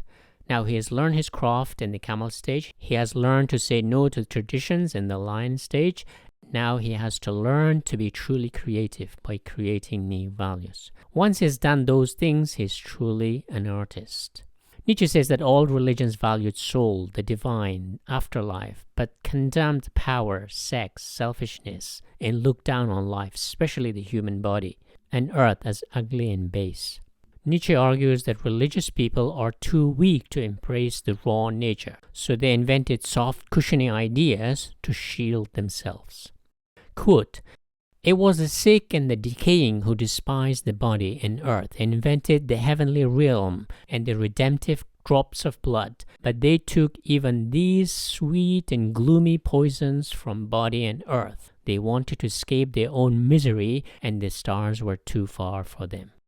Nietzsche speculates that founders of religious beliefs are those who are physically or psychologically weaker individuals in their social circles, therefore invented stories about gods or relied on something divine to empower themselves in this life or in the afterlife, sort of manifesting extra prestige for themselves, which promoted being weak as something good, and supporting the weak was the greatest virtue. Nietzsche says that's why most religions tend to condemn physical side of human existence, such as sex, brute force, and physical competition, because those religious founders lack those natural qualities themselves. As a somewhat physically weak person myself, mainly my height and strength, I'm drawn to stories and fiction instead of competing in the real world or accepting the harsh reality of life. So I think Nietzsche has a point here. Nietzsche's philosophy puts life, human body, and earth above all else. Humanism or democracy, according to Nietzsche, also promotes equality and a weak mentality in which people are coddled and insulated from risks and danger. So Ubermensch is someone who lives dangerously, dances, creates his own values, and loves body and life. This is beautifully depicted in Zorba the Greek by Nikos Kazantzakis. Zorba is like a beautiful soul who plays his instrument and dances his way through life. The perfect definition of a true artist. Not only an artist who creates art or writes novel, but he's also an artist of life itself. He's a spontaneous, a combination of the Apollon rationality and a Dionysian passion. Nietzsche himself had an example of Ubermensch in mind. His close friend and a brilliant composer, Richard Wagner, though later he criticized him for his anti-artistic sentiments, mistaken religious beliefs, and his rough music later on. I agree with Nietzsche. Sometimes it's hard to listen to Wagner's music. Germans are blessed with so many amazing musicians and composers, and music sits very well with science, especially mathematics. I'm no expert in music as an art form, so here I'll talk about literature, fiction in particular, which is an art form. I'll discuss one of the greatest archetypal Nietzschean Ubermensch artists, the French novelist Marcel Proust. I've spoken about him in 2 of my previous videos, so I will not talk too much here. But I'll say this, Proust believed exactly as Nietzsche outlined in his novel. Proust spent decades trying to be an artist. To bring it a full circle, Proust's novel In Search of Lost Time, which I think is the greatest novel in the whole world, is about childhood, creativity, and artistic legacy. Proust spent his entire life in pursuit of artistic excellence, a sacrifice for humanity. Proust did something so wonderful in his novel, his protagonist managed to discover something magical to defeat the decaying power of time. Involuntary memory is triggered when you hear a sound, taste, touch, or smell something from your past, and that's when your past self and your present self melt into one and time stands still. The way Proust presents this is magical, powerful, and eye-opening. Another 2 novelists that I think came close to Nietzsche's idea of Ubermensch are Franz Kafka, who was incidentally born in the same year as Thus Spoke Zarathustra was published in 1883. And the other author I can think of is Charles Bukowski. Just like Proust, they dedicated their lives to creating art, often ridiculed, and lived tough lives because they went against the current. I've discussed all these 3 novelists extensively in separate videos. Also important to note that all these three novelists were influenced by the philosophy of Nietzsche. In fact, I'm going so far as to say that Nietzsche is perhaps the most influential philosopher among novelists and literature as a whole, especially in the 20th century. Nietzsche's own style of writing is closer to literature than philosophy. I think he was the most artistic philosopher, which on the one hand makes him incredibly creative, but on the other hand makes him quite frustrating because he's open to all kinds of interpretations. A good example is how the Nazis used his writings to promote fascism in Germany. Thus spoke Zarathustra itself is a beautiful piece of German literature. Nietzsche's use of German language is incredible. It's also seen as a novel that resembles a piece of music with its rhythm and tempo mimicking an opera. So Nietzsche not only was a great admirer of music, here he also deployed music in his writing. Another example I think is Gustave Flaubert, who similarly used words as if they were musical notes. There are also many wordplays such as the use of over and under, which is hard to translate into other languages. That's why we have many versions of Ubermensch in English as Overman, Overhuman, and even Superman. Jordan Peterson's criticism. Jordan Peterson in a video puts forward a few points of contention with Nietzsche's Ubermensch. He argues that Freud and Jung's psychoanalytical works expose a few holes in Nietzsche's philosophy. First, Jung's multiple personalities mean each individual hosts many personalities which manifest themselves at different times. This also creates internal contradiction as you can hold contradictory views, values, and so forth. I think Nietzsche agrees with internal contradictions because he didn't regard order as fundamental. He in fact criticized religions and rationality for focusing too much on order and conformity. For Nietzsche, chaos creates stars, so contradictions are necessary conditions for Ubermensch to transform from. Ubermensch is not the result of happiness or containment, but the result of chaos and contradictions within an artist. If you compare artists and novelists with the general public, you will find more artists who have great many personality flaws, and in some cases you might term it as madness. Peterson's second point is that human values are not created but discovered. I think Nietzsche agrees with that. To explain this, let me give you an example. Many great artists and novelists talk about a kind of revelation when it comes to their creative works. In fact, Nietzsche himself got the idea of this novel, Thus Spoke Zarathustra, somewhat suddenly and almost struck him like some kind of moment of magic. Many fiction writers go into their own den without knowing much what they might write about. We call it discovery writing. So fiction writing in itself is discovering. This is partly conscious and partly subconscious. Art is partly created and partly discovered in the subconscious. In fact, Ubermensch goes through a journey of self-discovery and self-actualization. Quote, "You have evolved from worm to man, but much within you is still worm. Once you were apes, yet even now man is more of an ape than any of the apes." Nietzsche says apes came down the trees and turned into humans, and now humans turn to the mountains for some solitude to discover what's underneath the conscious mind. So we have inherited most of what makes us human from apes and worms, and those qualities are still present in our deep subconscious, which once discovered, artists turn them into a beautiful piece of art, or a painting, or a novel, or whatever else. If we evaluate today's world, to some extent we live in a kind of Nietzschean world. We admire great artists, artisans, scientists, craftspeople who excel in their field so much so that their creation or process of creation in itself is powerful and artistic. But we value those creations based on good and bad. Certain arts are good, thus promoted. Certain arts are bad, therefore ignored or even banned. Nietzsche had issues with these morality of good and bad. So the moral value of society is like a box that allows certain excellence to flourish and certain arts to be condemned and censored. Like growing a watermelon inside a square box, it takes the shape of the box, therefore morality itself restricts artistic creativity.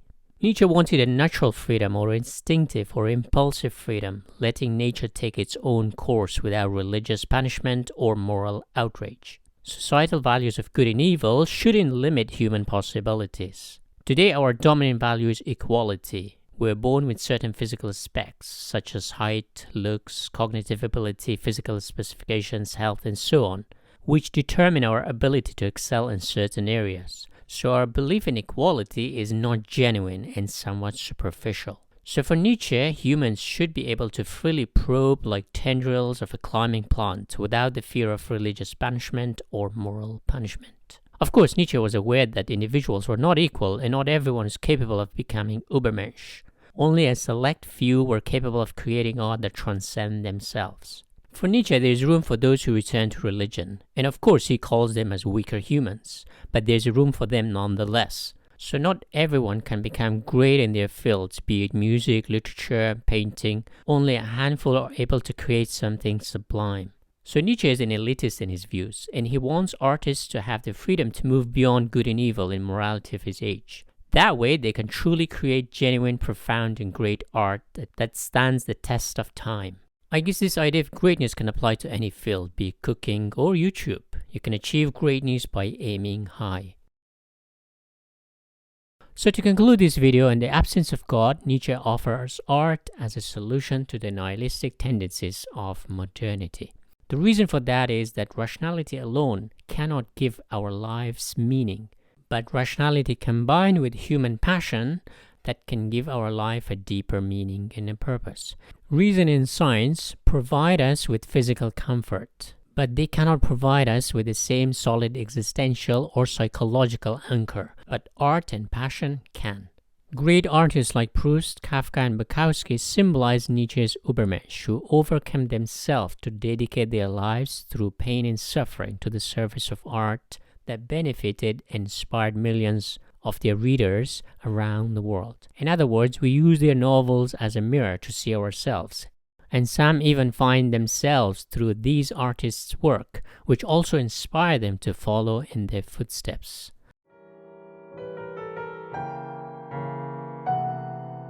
What makes humans distinct from other animals? Biologically, we have similar hardware to other animals like chimps and gorillas: arms, legs, eyes, ears, brains, etc. We also have the same operating system of basic instincts as other animals that tell us what to do. We instinctively search for food, find a mate to procreate with, and seek the company of others. So if the hardware and the operating system are the same or very similar with our closest relatives like apes and monkeys or even mammals, then what makes human different? The answer lies in the software or our psychology, but more specifically in our ability to tell stories. Carl Jung, the Swiss genius psychoanalyst, looked at humans from different cultures and continents and discovered something extraordinary. We all have very similar myths and stories, religious and non-religious. Now, how is it possible that humans with little or no contact with other humans produce the same myths, stories, or characters? He realized that we share the same hidden software, our collective unconscious. In the early days of human evolution, our software or psychology was shaped by our ancestors, and therefore our psychology resonates with certain stories and characters. These collective memories are sewn into our human DNA, which makes us different from other species. Not only that, we have produced a sophisticated language to communicate these myths and stories to others and future generations.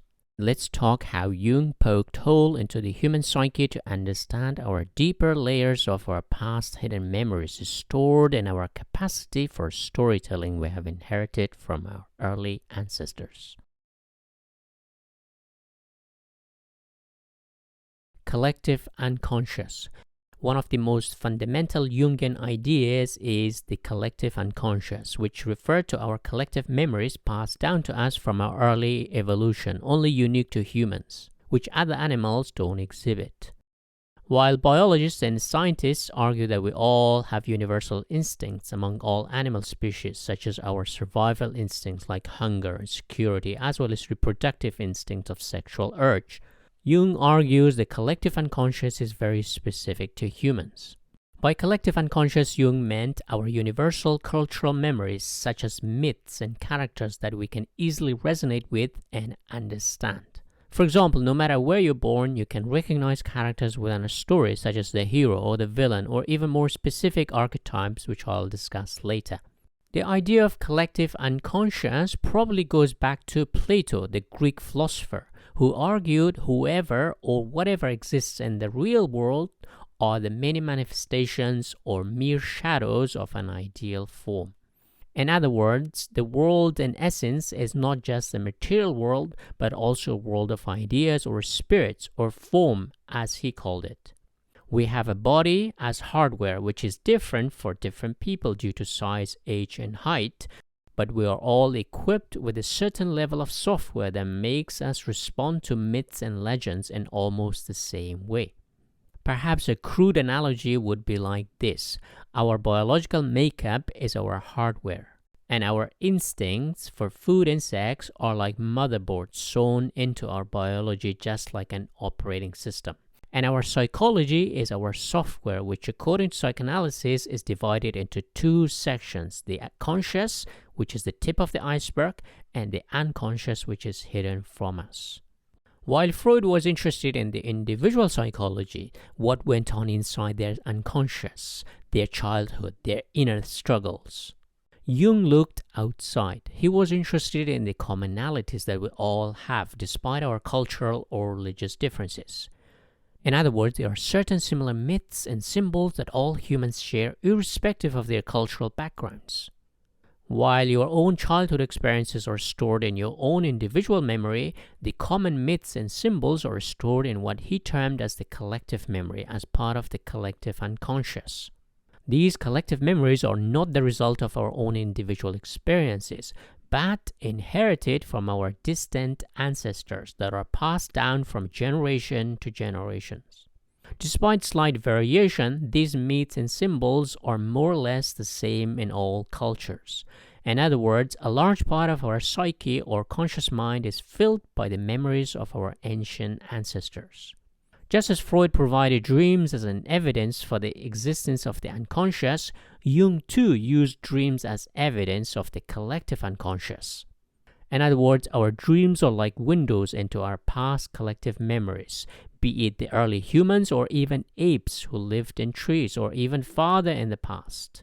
Dreams are like bridges between the conscious mind and the unconscious mind. For example, the dream of falling down from a high place might even take us back to ape-like ancestors who lived in trees.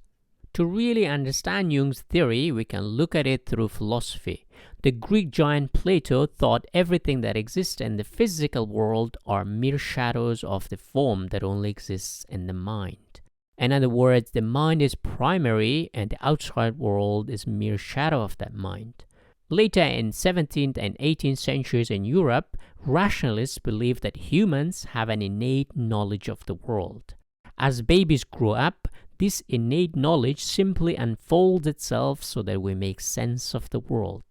Carl Jung's theory of the collective unconscious is somewhat similar. We have inherited most of our unconscious memories and archetypes from our ancestors. In other words, most of our conscious mind is pre-assembled or pre-installed.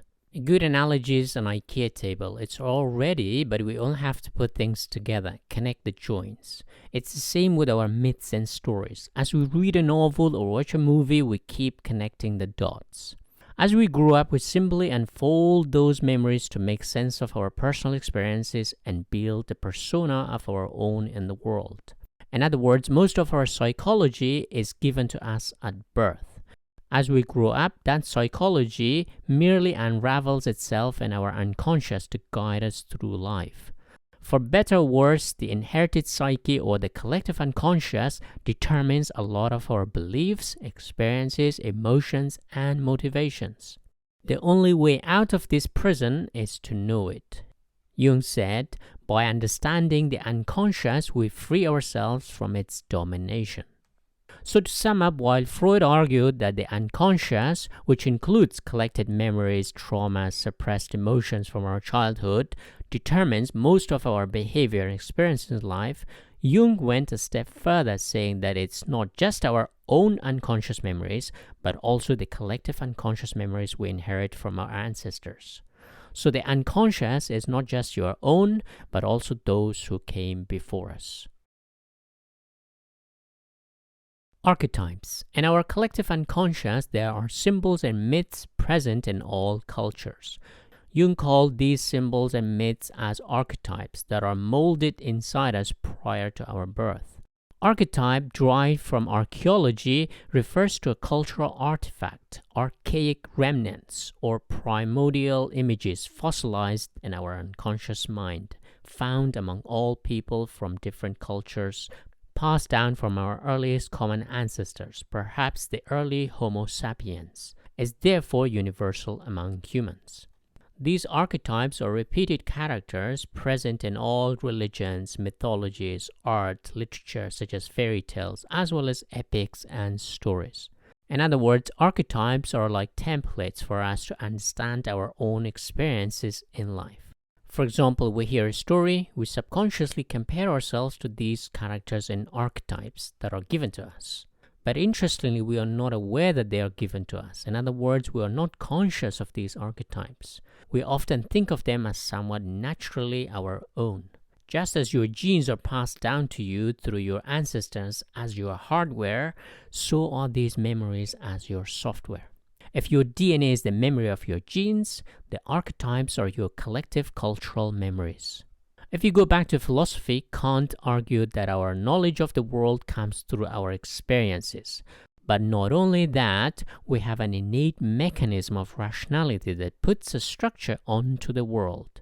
In other words, we are not passive receivers of knowledge from the outside world. We impose our own mental structure on the world as well.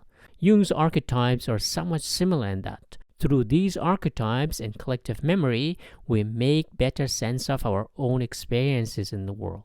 Archetypes sit in our own unconscious mind to give us patterns so that our experiences and emotions appear meaningful to us. Jung characterized the human psyche into three parts: the ego, the personal unconscious, and the collective unconscious. The ego is the rational or the conscious side of our psyche that regulates our lives. It's like a control mechanism that tells us what to do in society, things not to do, and things that are acceptable to do. The personal unconscious, which Freud mainly focused on, includes our own individual memories, including repressed memories and suppressed emotions. The collective unconscious, which Jung mainly focused, is where the archetypes we have inherited from our ancestors are stored. What are the examples of these archetypes? Jung looked at one activity that we all have in common: storytelling. From a very early age, children are mesmerized by stories, and even adulthood we love stories. Why? Because stories not only teach us, they have a deep emotional impact on us. In other words, stories teach us about the world, but also emotionally bond us with others. In fact, you could argue that most religions establish themselves through stories. Most tribes, communities, societies, and even empires were built upon stories and myths. Without a common myth, it's hard to unite an empire or a community. Jung found that storytelling is where archetypes live. For example, Jung gives us the wise old man, the wise old woman, the hero, the father, the mother, the devil, and so forth. If you look at myths and stories, you can find many of these archetypes throughout the world. Now you might think why these archetypes came about. The simple answer is in our evolutionary biology. As a living organism or animal, we face predators and prey. We face survival challenges. How we behave when we are faced with survival challenges defined our archetypes. So archetypes were sewn into our genes because they allowed us to survive and pass on those genes to others. Archetypes are our survival instincts written in stories. That makes stories extremely powerful in our evolutionary history because a person may survive through his or her own ingenuity and resourcefulness, but a community needs a glue to bond all its members. How do you glue people together? Through stories. Stories and myths that raise the hair on your back, stories that excite you, stories that motivate you. Psychological types. Jung's psychological types of extrovert and introvert refer to personality traits to a degree of openness among individuals. To explain the two types, just like Nietzsche, Jung took us back to ancient Greece, where the two opposing gods, Apollo, the god of reason, and Dionysus, the god of wine and passion, balance one another. According to Nietzsche, Western philosophy and civilization suppressed the Dionysius or human passion in favor of rationality. But for Jung, these two gods represent two psychological types. Apollo symbolizes introversion, a reflective, dreamer, and thoughtful type who tries to gain insight and understand things, is therefore often solitary. Dionysus, on the other hand, symbolizes extroversion, who thrives among other people, prioritizing in the outside world sensory and sensual experiences and actions. Dionysus was the god of wine, so the extroverts are lively and passionate people who pursue fun activities with others. A great comparison is between Shakespeare's character of Hamlet and Miguel de Cervantes' character of Don Quixote. Hamlet is reflective and a thinker, while Don Quixote is a doer. We all see bits of ourselves in both Hamlet and Don Quixote. Although in today's world we're all to some extent curtailed from the freedom to be like Don Quixote, so we have all become a bit reflective and introverts like Hamlet. Persona versus shadow.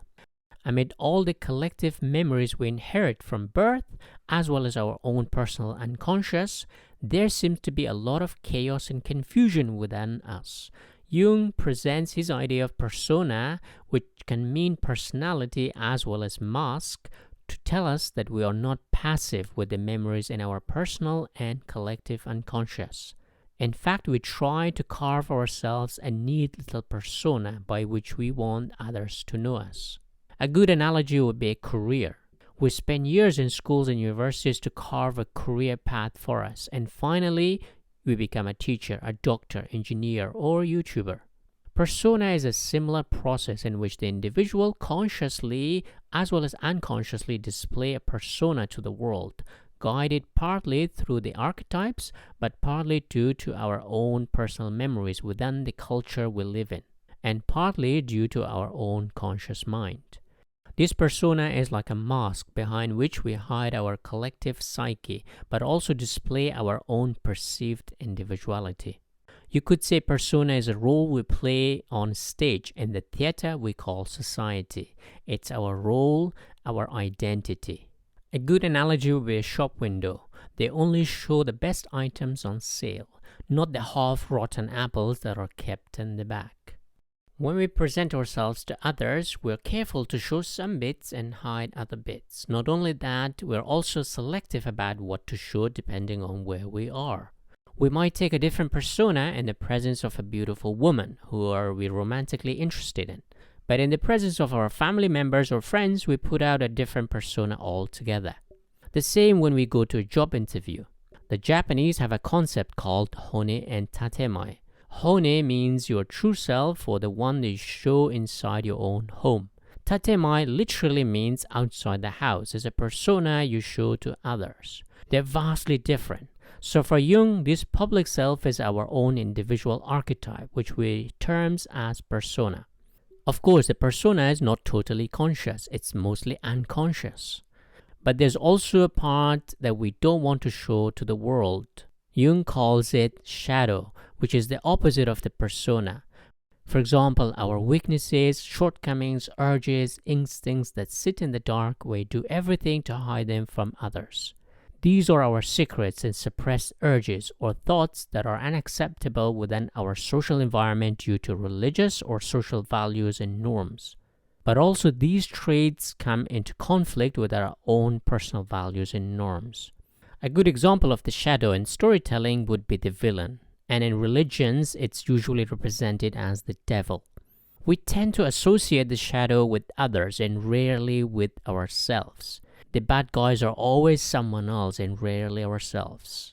In Dostoevsky's Crime and Punishment, without us wanting it, we sympathize with Raskolnikov, a cold-blooded murderer, not because we like him, but because we have that dark shadow within us. Given the right time and place, it might come out. So Dostoevsky understood the darkness we all have inside us. No matter how saintly you think you are, you also have the devil within you. Amid all these archetypes, Jung argued that our life's ultimate goal is to realize the true self, which is the most important archetype. Martin Heidegger called it authenticity, which he argued can be achieved if we truly understand and accept death as the necessary condition of life. For Jung, finding the true self needs a lot of work, just like in Hinduism. It can only be achieved through consciously seeking it.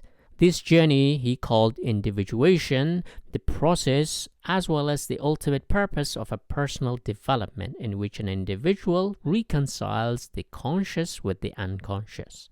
It is somewhat similar to a hero's journey in which the hero has to sacrifice smaller things in life in order to become greater than himself or herself. Although for most people it comes through experience in life as we grow mature and gain wisdom, it can also happen through our own intervention and self-reflection. To do that, we have to look into our unconscious self deeper inside us and understand our deeper urges, emotion, and ancestral memories. In other words, the goal is for us to balance the persona with the shadow, in which neither has full control over us. The attempt to recognize and accept the unconscious and conscious. This is very similar to the Taoist idea of yin and yang balancing one another, which incidentally influenced Jung quite a lot. Feminine and masculine. Two of the most important archetypes according to Jung are anima, the feminine part of a man's psychology, and animus, the masculine aspect of a woman's psychology. According to him, on an unconscious level, men have the feminine and women have the masculine archetypes within them. In other words, we all have two personalities, the conscious gender roles and the unconscious archetypes. Why? The simple answer is to help us understand and deal with the opposite sex. For example, the unconscious feminine archetypes allows men to be soft and understand emotions and sympathize with others, while the unconscious masculine archetypes help women to be strong and more goal-oriented or outcome-driven. For Jung, recognizing our inner unconscious archetypes doesn't mean we have to confuse our gender roles, but to enhance our ability to deal with the other gender. A man should recognize the sympathetic, soft anima within him, but remain a masculine figure, while a woman should recognize the goal-oriented, strong animus within, but also stay feminine.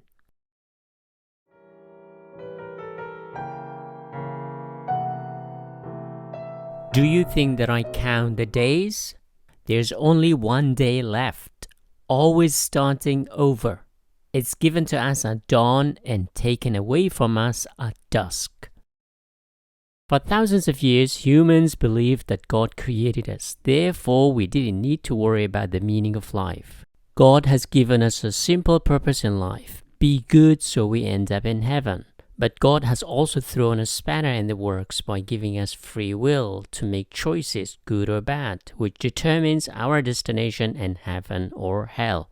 It's a neat little story that makes life so much easier, at least psychologically, because it takes away the responsibility of us having our own purpose or meaning. Then came the scientific revolution in Europe that questioned this religious version of the human story as too simplistic and some of the religious understanding of the world just outright wrong. For example, Copernicus, Galileo, Newton, and then Darwin put forward scientific theories that challenged the religious version of our existence. So philosophers looked to science to explain existence. But science is simply a tool for survival, making life easier and more comfortable through technology and medicine. Therefore, it has no answer for the meaning of life. In the 17th and 18th centuries, humanism replaced God with rational humans as the master of the earth and put progress as life's ultimate purpose. But wars and devastating violence in the 19th century, the Napoleonic Wars, and then 2 world wars in the 20th century showed us that rationality and progress are a little too wishful thinking.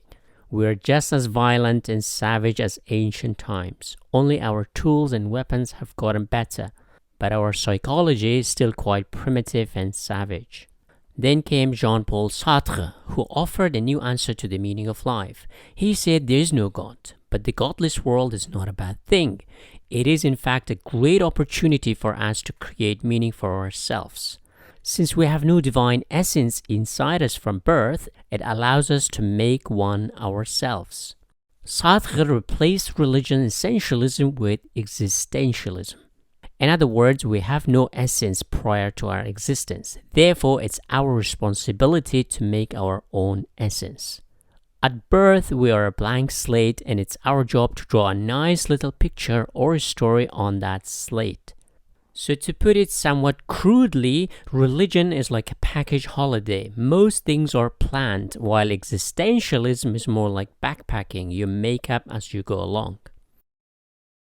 Sartre's first and most famous book, Nausea, is a philosophical novel published in 1938. It tells the story of a disillusioned, lonely historian named Anton Roquentin who believes that inanimate objects and noise of external events make it impossible for him to define himself or have any independent thoughts. In other words, he cannot separate himself as an autonomous entity or being. This impasse or intellectual paralysis gives him a feeling of nausea, hence the title. Anton has been living alone in Beauville, modeled on a city in Normandy where Sartre lived for the past 3 years as he's trying to complete his research on an 18th century politician. He's depressed. Not only that, he doesn't have a job, lives in somewhat poverty, and has little human contact. Quote, "Nothing happens while you live. The scenery changes, people come and go out, that's all. There are no beginnings. Days are tacked on days without rhyme or reason, an interminable, monotonous addition." His only preoccupation is his research on some obscure 19th century aristocrat who is long dead. So you could say his life is not going well, but during one winter he experiences something bizarre. He is so bored that it makes him feel nauseated. To escape his boredom and depression, he tries to spend time with others, but doesn't help. He slowly starts to doubt his own existence. Here we go back to the 16th century when René Descartes, the famous rationalist philosopher, carried out a thought experiment in which he doubted his own existence, and then concluded that even if he didn't exist at all, the fact that he could doubt his own existence, it confirmed that he did exist. So the famous philosophical experiment has given us the famous line, "I think, therefore I am." Here's a quote from Nausea. "My thought is me, that is why I can't stop. I exist because I think, and I cannot stop myself from thinking. At this very moment, it's frightful if I exist. It is because I'm horrified at existing. I'm the one who pulls myself from the nothingness to which I aspire." Sartre is interested in the bigger picture, so instead of telescopic character development, the downs and ups of a hero's journey, he takes a microscopic approach in tackling the most pressing issue of existence itself, how life itself makes us feel nauseated. He is a modern man afflicted with a modern illness. It's meaninglessness or nihilism that makes him sick. Quote, "Existence is not something which lets itself be thought from a distance. It must invade you suddenly, master you, weigh heavily on your heart like a great motionless beast, or else there's nothing at all." In other words, the modern condition is when God truly dies inside us, and the decomposition of God in our psyche makes us nauseated or sick. The same theme of nihilism appears in Dostoevsky's, Camus' novels, as well as writings of Friedrich Nietzsche. Nietzsche's human becoming is very much part of Sartre's character. Quote, "He is always becoming, and if it were not for the contingency of death, he would never end." In an attempt to understand, Anton keeps a diary of his nausea, but things get worse as days turn to weeks as his sensation is often overwhelming. He writes everything, including the list of objects he comes across. At one point, he looks himself in the mirror thinking he's a 19th century politician he's writing a book about. In other words, he doubts if he is really real or the ghost of the past. Thinking about the past suddenly gives him an insight that his feeling of nausea has something to do with his existence. Quote, "The nausea has not left me, and I don't believe it will leave me so soon, but I no longer have to bear it. It's no longer an illness or a passing of fit. It is I." In other words, his whole existence is like feeling sick and nauseated. Here's another quote. "The nausea is not inside me. I feel it out there in the wall and the suspenders everywhere around me. It makes itself one with a cafe. I'm the one who is within it." He realizes the very reason for his existence is to think, research, and write about the past. Quote, I live in the past, I take everything that has happened to me and arrange it. From a distance like that, it doesn't do any harm. You'd almost let yourself be caught in it. Our whole story is fairly beautiful. I give it a few prods and it makes a whole string of perfect moments. Then I close my eyes and try to imagine that I'm still living inside it. In other words, apart from his goal of writing a book about 19th century politician, there is no meaning in his life. He has no friends or family. He has nothing else. It's the reason he moved to this town in the first place.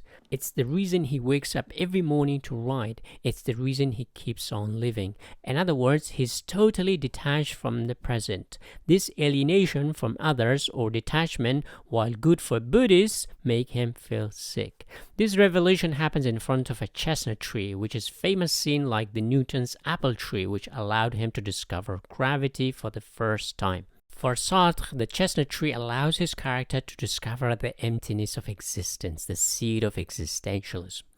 A chestnut tree has no essence. It's only us humans observers who assign certain characteristics such as taste, smell, color, weight to it. In other words, objects do not project or offer meaning for themselves. Their meaning only exists inside the observer, the human's consciousness. Therefore, it is incumbent upon us, the conscious being, to create meaning for ourselves too. So life is just our chance to make something of ourselves, define our color, taste, smell, and overall identity. So Sartre's protagonist discovers a simple yet revolutionary concept that existence precedes essence. In other words, life comes first and the meaning of it afterward. There is no God or divine essence inside us from birth. We just made it up. This epiphany gives him the liberating feeling he's been waiting for days and weeks. For the first time, he's free, at least inside his head. He tries to explain this to others, including an ex-girlfriend and a man in a cafe, but neither of them seems to understand what he's talking about. He abandons his history research and decides to live in the present. He also decides to move to Paris and write a novel, perhaps because his discoveries are easily explained through fiction. Unlike Dostoevsky, who favored the resurrection of God back to life to counter nihilism, Sartre sees the death of God as an opportunity for us to create meaning for ourselves. While Nietzsche considered a very select bunch of humans, such as artists, philosophers, capable of creating values, Sartre, a socialist and a democrat, tries to offer the opportunity to everyone to define their own lives. Instead of relying on gods, it's our responsibility to make our own essence. There's a fierce debate as to whether Nausea is a philosophical text or a novel, whether it's artistic or philosophical. It appears that Sartre wrote this novel in response to Céline's masterpiece, Journey to the End of the Night, published some 6 years before, which is very bleak and despairing, but also incredibly artistic and was immensely successful in the 1930s. So Sartre ends the novel on a positive note because he wanted to liberate us from the despair of modern empty existence, depicted in Kafka's novels of alienation and despair as well as Céline's novels. Sartre also makes a political statement that we are responsible to change ourselves as well as society and history. As a Marxist, he wanted to give people hope that we have the freedom to change things. Sartre also considered humanism problematic because it assumed the universality of all humans having the same rational faculty. In other words, humanism is similar to religion in assuming that we are pre-installed with some essence from birth. For Sartre, individual choice came first. Another point of contention with humanism is that Sartre thinks humanists pedestalizes certain humans as being better humans than others. Certain humans can become sages or superhuman, as Nietzsche pointed out in his Ubermensch theory. For Sartre, everything or every value or norm is man-made, therefore nothing is sacred. His anti-establishment, anti-tradition views made him very popular among some people who felt alienated by society, so they wanted to topple statues, break with all traditions, especially in university campuses. Another novel to compare it to is Marcel Proust's masterpiece In Search of Lost Time, in which Proust actually saw bits and pieces of our own past stored in objects. For Proust, our senses allow us to reclaim our past selves stored in certain food, music, and even solid objects. Sartre, who politically was very much against Proust for not speaking out about the war, wanted to remove us from the objects. Proust says that we are like animals that urinate on rocks, trees, and bushes, leaving pieces of ourselves for others to notice, but also for ourselves when we return to those objects. For humans, our sense of smell, taste, and touch involuntarily takes us back to a piece of ourselves in the past that we had forgotten. For instance, you smell a food or listen to a song, you are suddenly transported to your past life. Sartre, however, says this Proustian notion that we exist outside in objects and people makes us feel sick and nauseated. Good. Objects should not touch because they are not alive. You use them, put them back in place, you live among them, they are useful, nothing more. But they touch me, it is unbearable. I'm afraid of being in contact with them as though they were living beasts. It takes our freedom and sense of autonomy. So Sartre tries to give us freedom, but most crucially responsibility to claim our own existence as ours. It's our job to make something of it. Do not rely on others or objects to define you. Only you can define yourself. Only you can carry the load of your existence. Do not engrave yourself on some rock or trees because they don't care and don't keep you. Only by taking the responsibility of our own existence, we can fight nihilism and despair. Sartre's character finds his essence hanging in trees or such objects on the outside, in some ways similar to Proust's novel In Search of Lost Time, in which the protagonist's memories or sense of being are triggered by sensory information and objects he encounters. In other words, we store part of our being in the objects or people or relationship we experience, and when we see those objects, people, we remember bits and pieces of our own past lives. While Proust sees it as beautiful and artistic, Sartre, however, sees it as nauseating because our existence can only be meaningful by external objects. In other words, we do not have an essence, everything is on the outside. In Nausea, Sartre formulated his central existentialist philosophy that existence comes first and essence is built upon it. From a religious and even philosophical point of view, our essence or humanity comes first, but Sartre reverses it. We exist, therefore we acquire an essence of who we are. In other words, we're born as a clean slate and we grow up, we become someone. We have the freedom to carve a statue of our own being. By the end of the novel, the protagonist's nothingness or emptiness liberates him to create his own meaning. But this comes at a price. Now he's responsible for his actions and choices. Also, Sartre saw Proust as a snob bourgeois man who lived in bad faith or an inauthentic life that relied on social status more than their achievement. I have to disagree. I think Proust was a genius artist who, as snobbish as he was also a fantastic writer, producing one of the most beautiful novels of the 20th century. For Proust, the biggest enemy of man was not nihilism, but time. Time makes us feel empty because we foresee our demise long before we die. No matter how much you take responsibility, you have nothing to slow the decay or decomposition of life through time. While Proust acknowledges human nature, at least biological facts such as physiological sensory organs influence our memory of being, Sartre, however, appears to deny human nature by bundling it with God and the unconscious, and then rejecting them all. In other words, since there is no God, we have the total freedom to be who we want to be.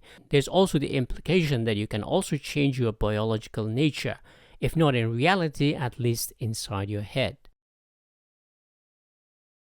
Subjectivity and objectivity runs at the heart of the novel. Humans as conscious beings shines light on objects, a Kantian torch-like mental structure which allows us to understand, organize, and categorize the outside world.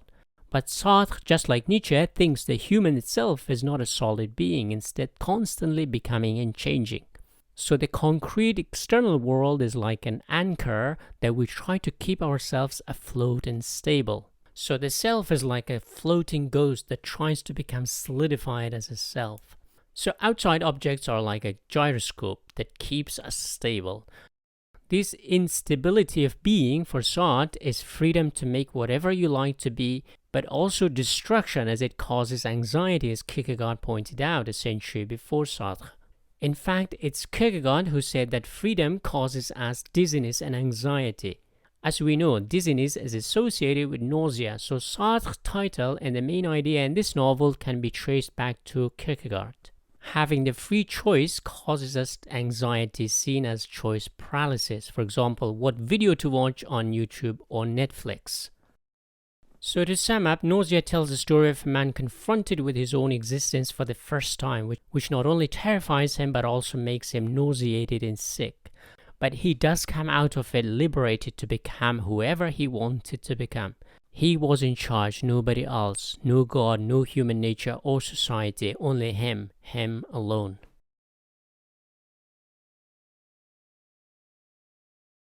Being in Nothingness by Jean-Paul Sartre.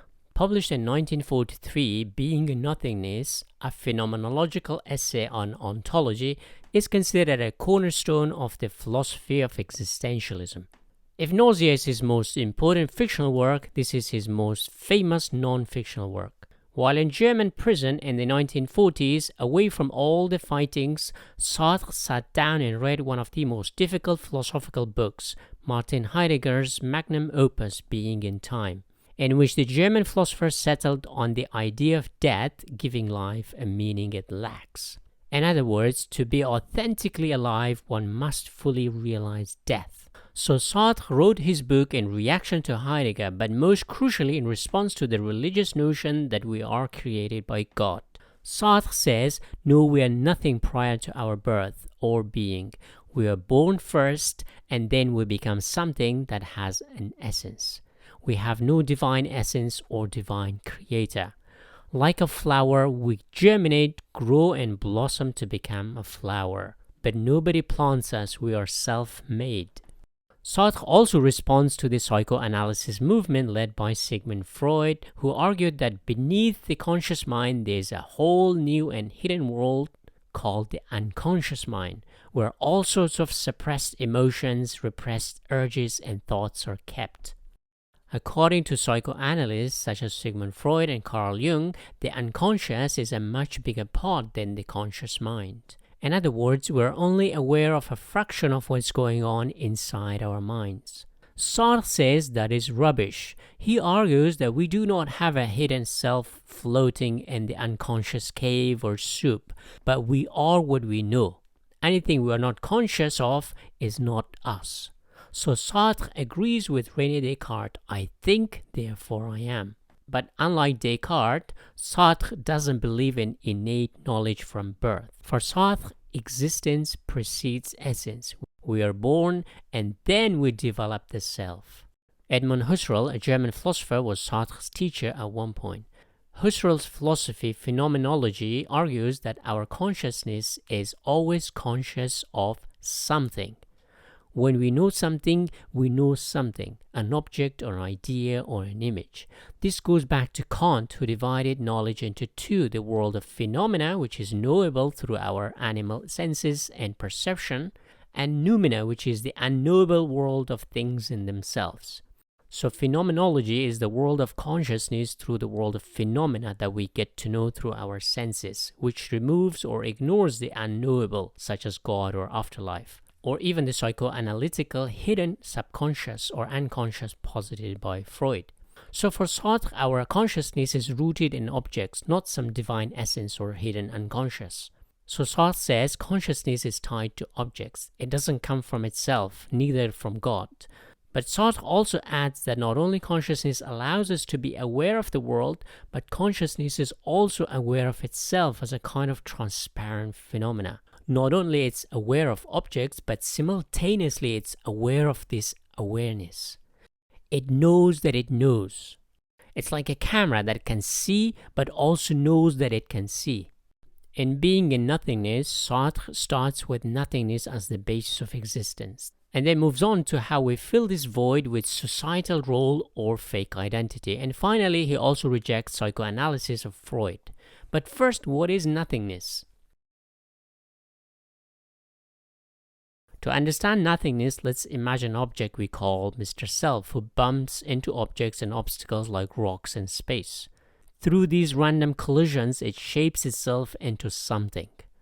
Quote, nothingness carries being in its heart. To understand Sartre, let's go back to Martin Heidegger. The German philosopher said that our existence can be summed up by two ends, birth and death. So we exist in time. In other words, our life is finite, meaning we have limited time as a being. So being and time are two sides of the same coin, so to speak. One cannot separate existence from time. Sartre takes this as a starting point and then just focuses on the being itself. But instead of talking about time, he shifts his focus to nothingness. Since we have no divine essence or purpose, we exist as nothing. In other words, our nothingness makes us totally free to float around.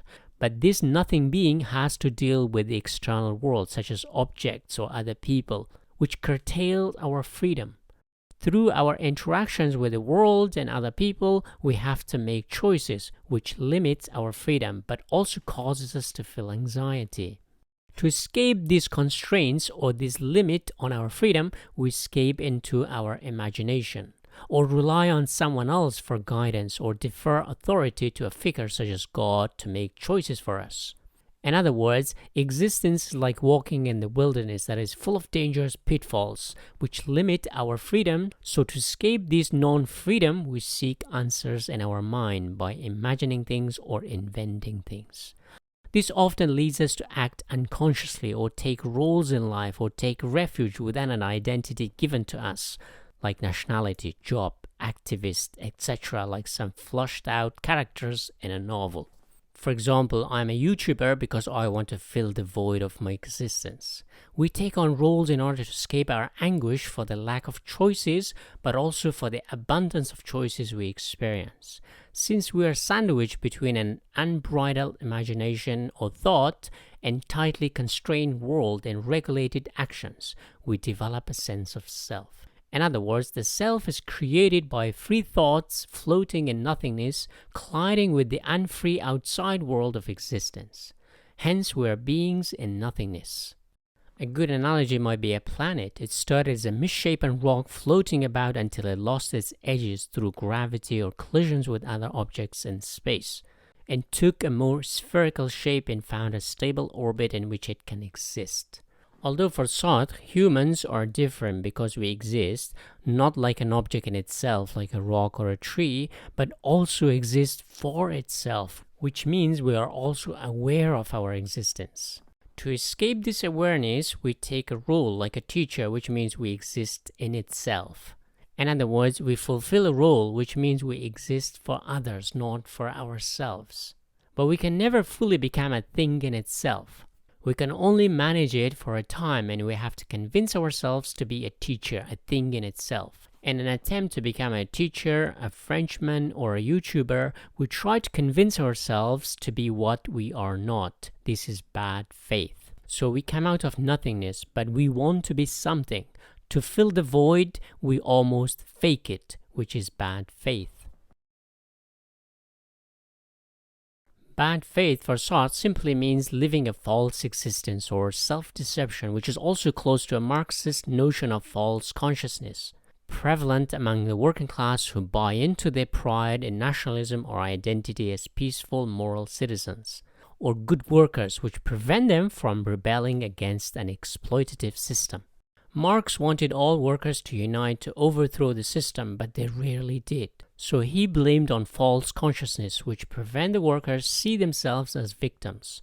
Today, another term often uses internalized racism or repression, in which one goes against their interest in accepting the status quo. For Sartre, bad faith means the negation of existence as a thing for itself. For example, when we take a role or a job, we act as if we exist for others or a thing in itself. A waiter acts as though he or she is someone whose only purpose is to wait. Quote, society demands that he limits himself to his function. There are indeed many precautions to imprison a man in what he is, as if he lived in perpetual fear that he might escape from it, that he might break away and suddenly elude his condition.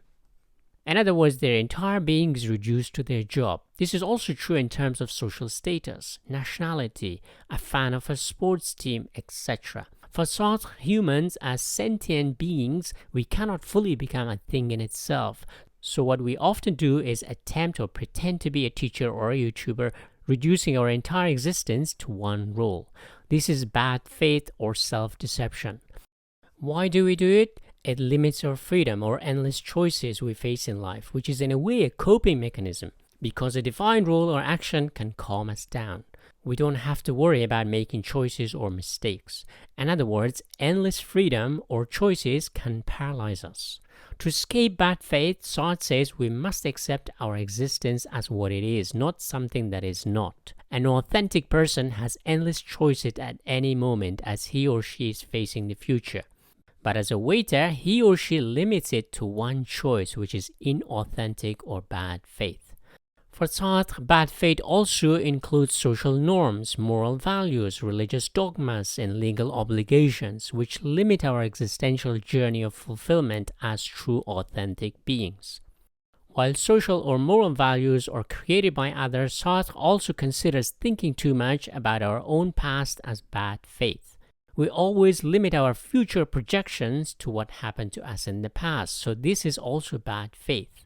If we had a bad romantic experience with one person, we project that onto future partners, which is a form of bad faith. Proust spent his entire novel talking about the past in an attempt to regain or recreate his past selves or lost time. Sartre says that is living inauthentically because you only see yourself in the past that no longer exists, not now or future. Sartre's philosophy is a teleological progressive one, similar to Hegel and Marx, that we are heading towards perfection or completion. Sartre also spends a large portion of the book talking about sex. He treats sex as a social act, not just as a biological or physical. Being for others is another form of bad faith. When we build relationship with others, we tend to limit our freedom for acceptance.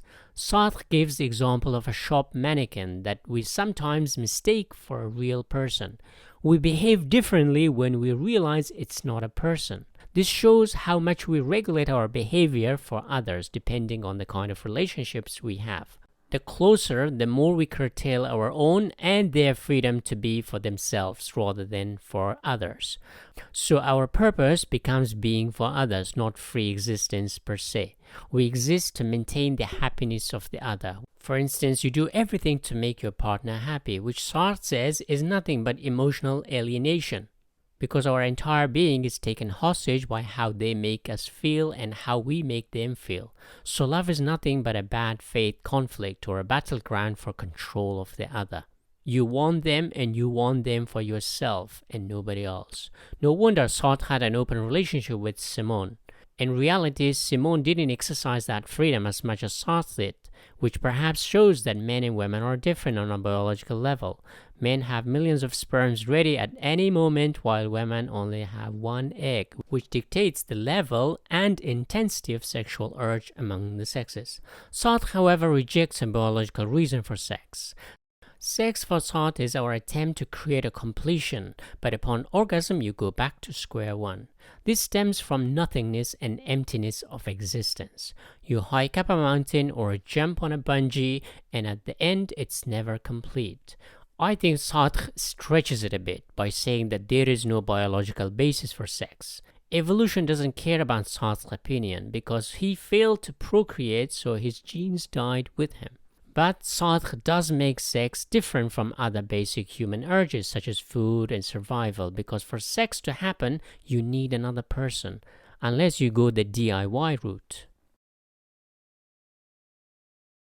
The third major point in being in nothingness is consciousness. For Sartre, our consciousness makes us who we are.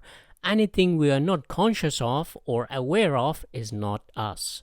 This goes against the fundamental point psychoanalysts make that consciousness is just the tip of the iceberg. The unconscious controls much of our choices and actions in life. According to Sartre, the psychoanalysis of Sigmund Freud removed the responsibility from his patient by blaming the hidden unconscious for their behavior. Sartre argues that there is a paradox in psychoanalysis that relies on patients reporting a hidden world of unconsciousness where repressed emotions are kept. You either know or don't know. If you don't know, how can you repress those emotions, urges, and ideas? Repressed emotions hidden in the unconscious is just an excuse, according to Sartre. He says if a patient has repressed certain emotions or urges and they refuse to divulge such unsavory ideas, on some level they are conscious. So the hidden unconscious theory is flawed. Pretending you don't know is self-deception for the sake of self-preservation. We lie so we can avoid responsibility. If we self-censor or hide something in our unconscious, it has to be a conscious decision. You do not hide something that you do not know. We knowingly hide treasure or past mistakes. So for Sartre, the theory of the unconscious posited by Freud and Jung is nothing but an excuse to make their patients feel better about the bad choices in life. To sum up, in Being and Nothingness, Sartre, just like Heidegger, makes a distinction between being in itself, like an unconscious phenomena such as a tree or rock, and being for itself, like humans. The difference is that that thing in itself exists, yet is neither aware of its existence nor has freedom, while the thing for itself is not only aware of its own existence, but also because of this consciousness, we are condemned to be free. So, Sartre's existentialism is founded upon nothingness in which existence comes about. Now I'll discuss his existentialism in more detail. Philosophy. The Greek philosopher Aristotle said that everyone in the world has a purpose or telos. For instance, a pen has a purpose, which is to be used for writing. It was created by a creator for that purpose. In other words, a pen has an essence to be written with. Plato also put essence before existence, saying that everything in the world is a mere shadows of an ideal form that only exists as ideas. In other words, the dominant view was that essence came before existence. But Sartre argues that if you really think about humans, they have no purpose in life. Humans are not created for a particular purpose. Quote, "First of all, man exists, turns up, appears on the scene, and only afterwards defines himself." So Sartre rejects both religious and philosophical essentialism by saying that existence precedes essence. We exist and then earn our essence. It's not given to us from birth. Of course, if you look at humans from a biological perspective, we have a purpose to continue our species. If you look from a civilizational perspective, we are supposed to carry the torch of our culture. Or for instance, for Marx, it was to overthrow capitalism to create an egalitarian utopia. But for Sartre, his focus was on an individual level. As a species, yes, we have to continue life. As a class, to create a more just society. But as individuals, we are not created for any specific purpose. An individual's life is meaningless and empty. Instead of this meaninglessness becoming gloomy or becoming despairing, Sartre says this emptiness is an amazing opportunity for us to create our own meaning. In other words, the blank slate allows us to draw our own essence or carve our own statue so that we are proud of.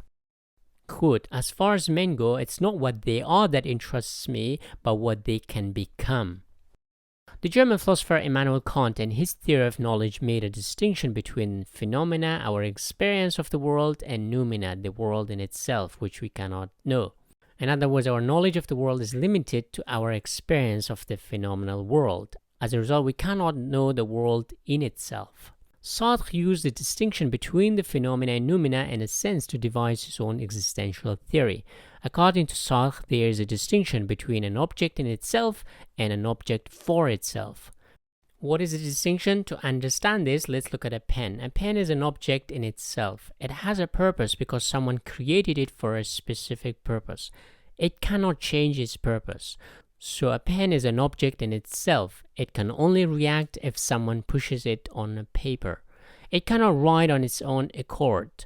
Now, when it comes to humans, Sartre believes we have no creator. In other words, we have no essence.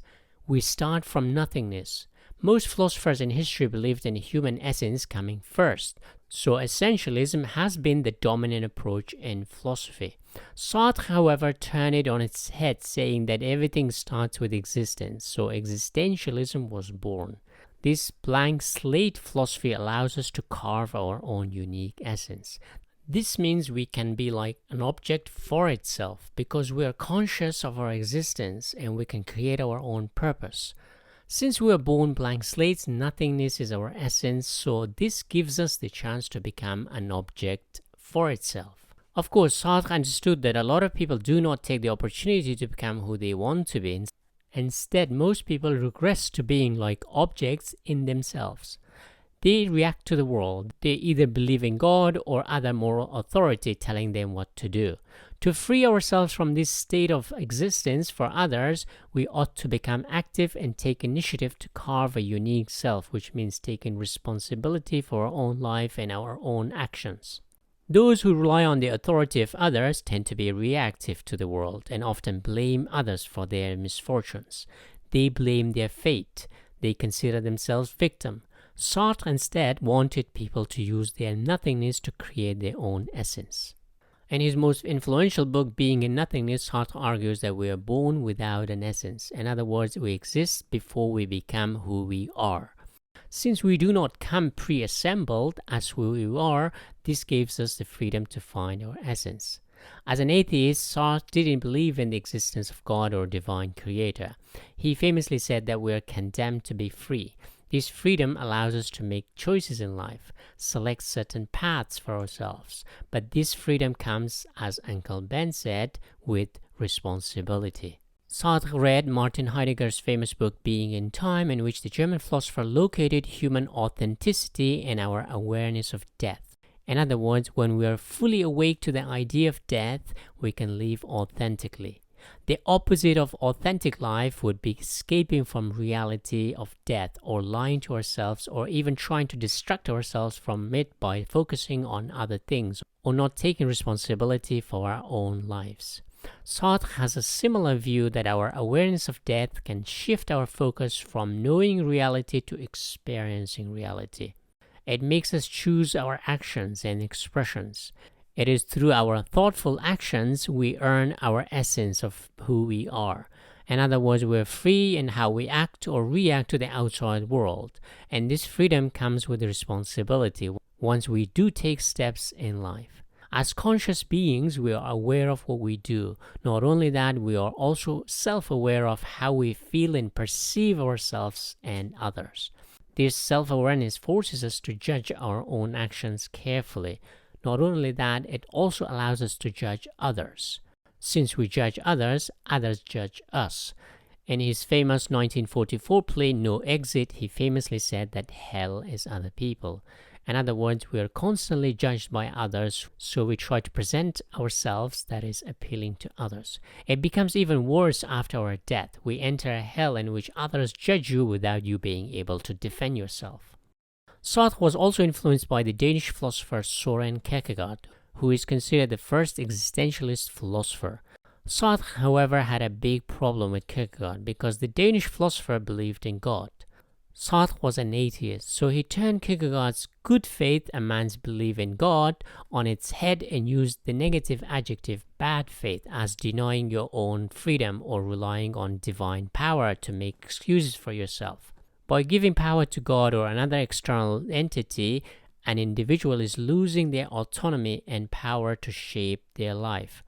Sartre was also aware that denying God gave humans an immense freedom, which can turn nasty for some, but creates a lot of anxiety for many.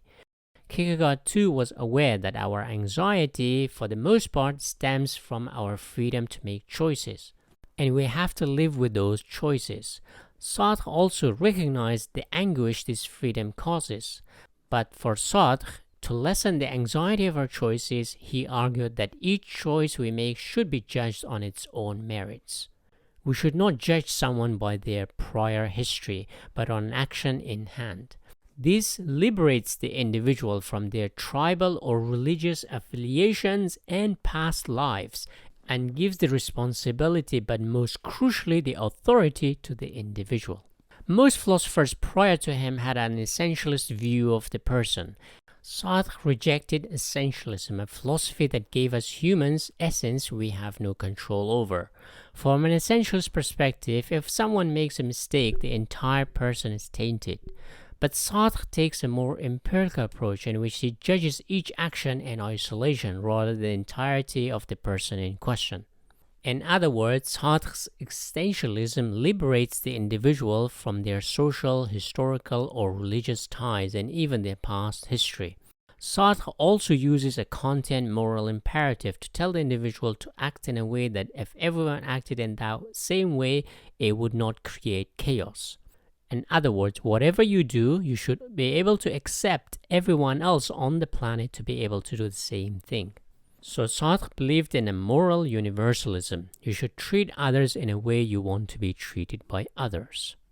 However, despite his individualistic philosophy of existentialism, Sartre always sided with the group ideology of Marxism and also considered culture as an important cornerstone of a person's development.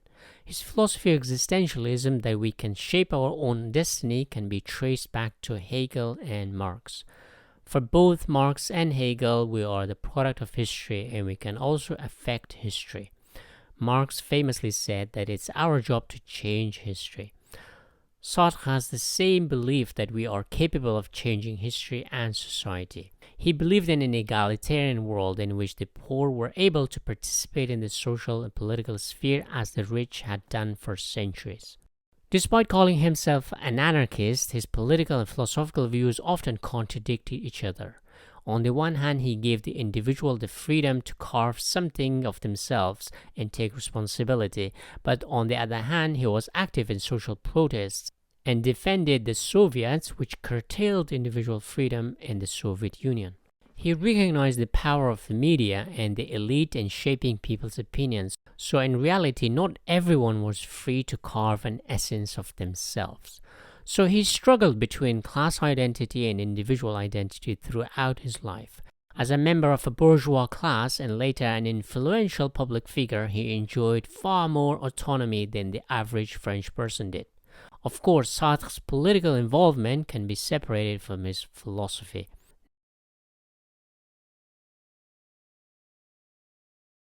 Sartre says neither God nor biology has given us a purpose. We are born out of accident and chance. The only purpose there is the one we choose. Just like Marx, Sartre ignores Darwinian evolution and to some extent human nature. Sartre's starting point is nothingness, that we have no essence prior to existence. But I think he neglects our essence on a DNA level.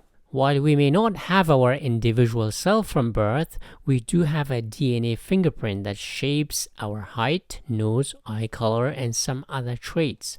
These are extremely important in our lives. But Sartre operates not on a physiological level, but on a consciousness level. He also rejects psychoanalytical theory of the unconscious determining who we are.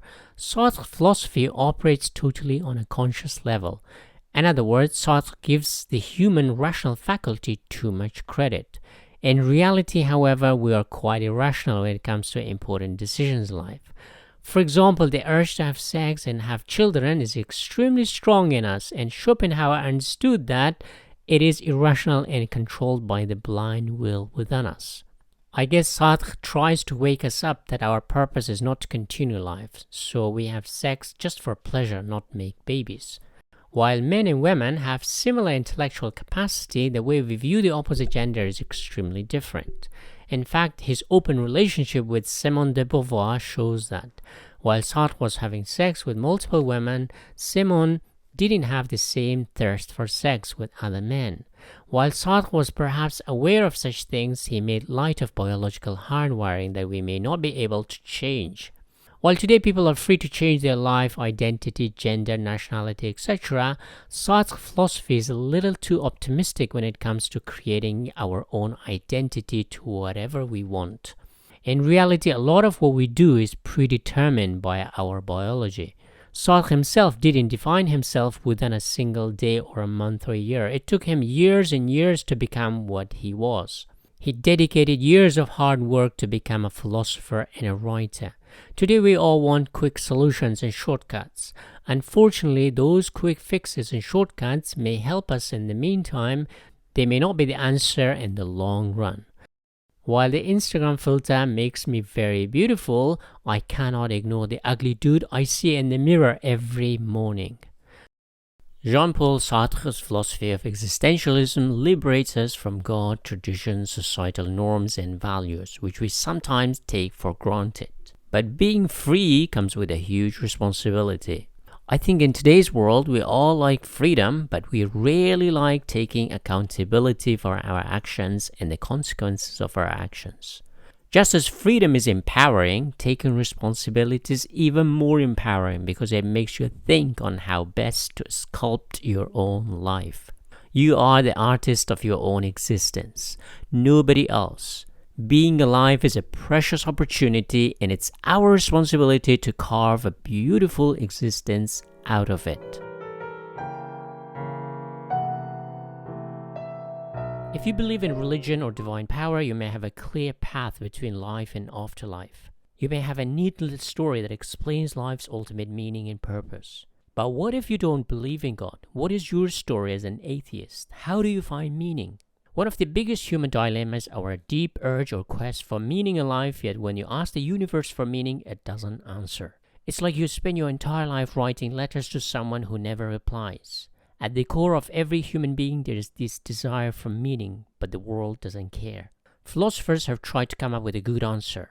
One of the most logical answers has been nihilism. There is no meaning or purpose. Then this begs the question, why live if life has no meaning? Yet we all do. 99.9% of us continue on living.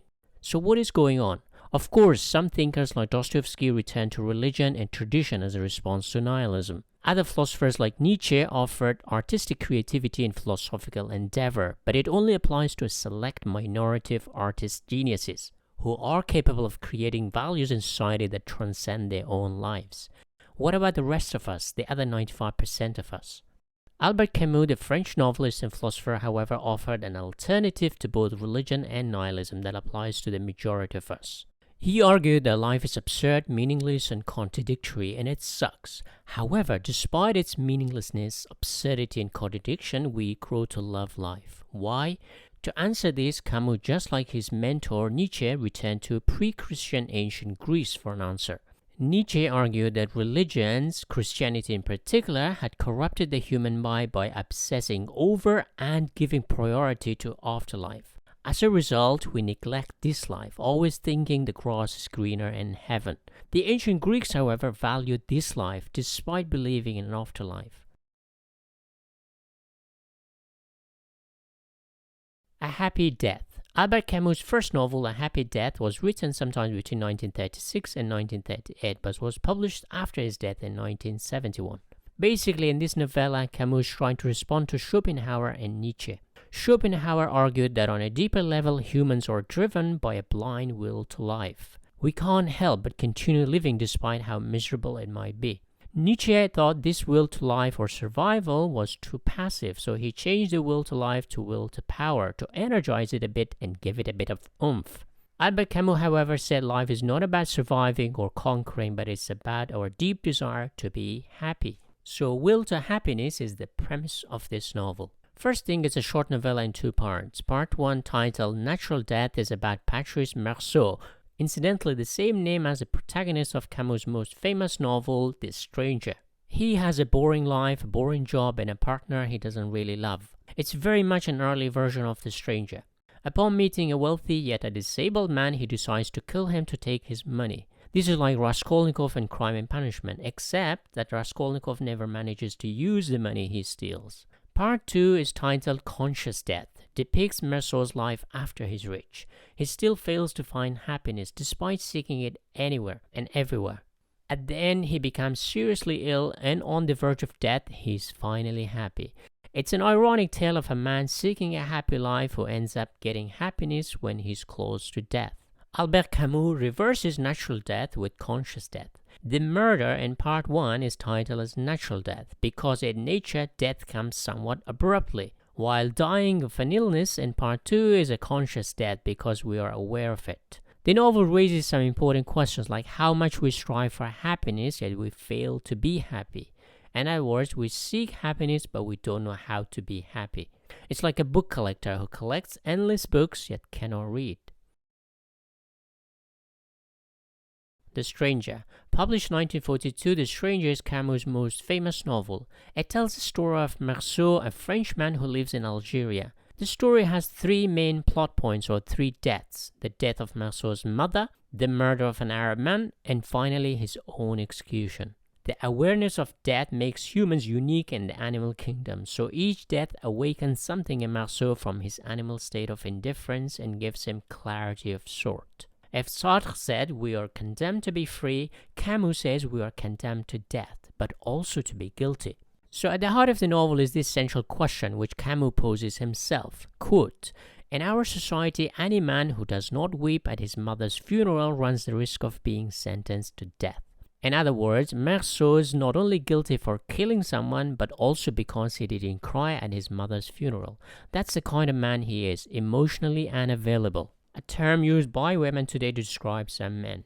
Meursault gets the news that his mother has died of old age. He takes time off work to be at the funeral, but contrary to common societal expectation, he doesn't cry or show sadness.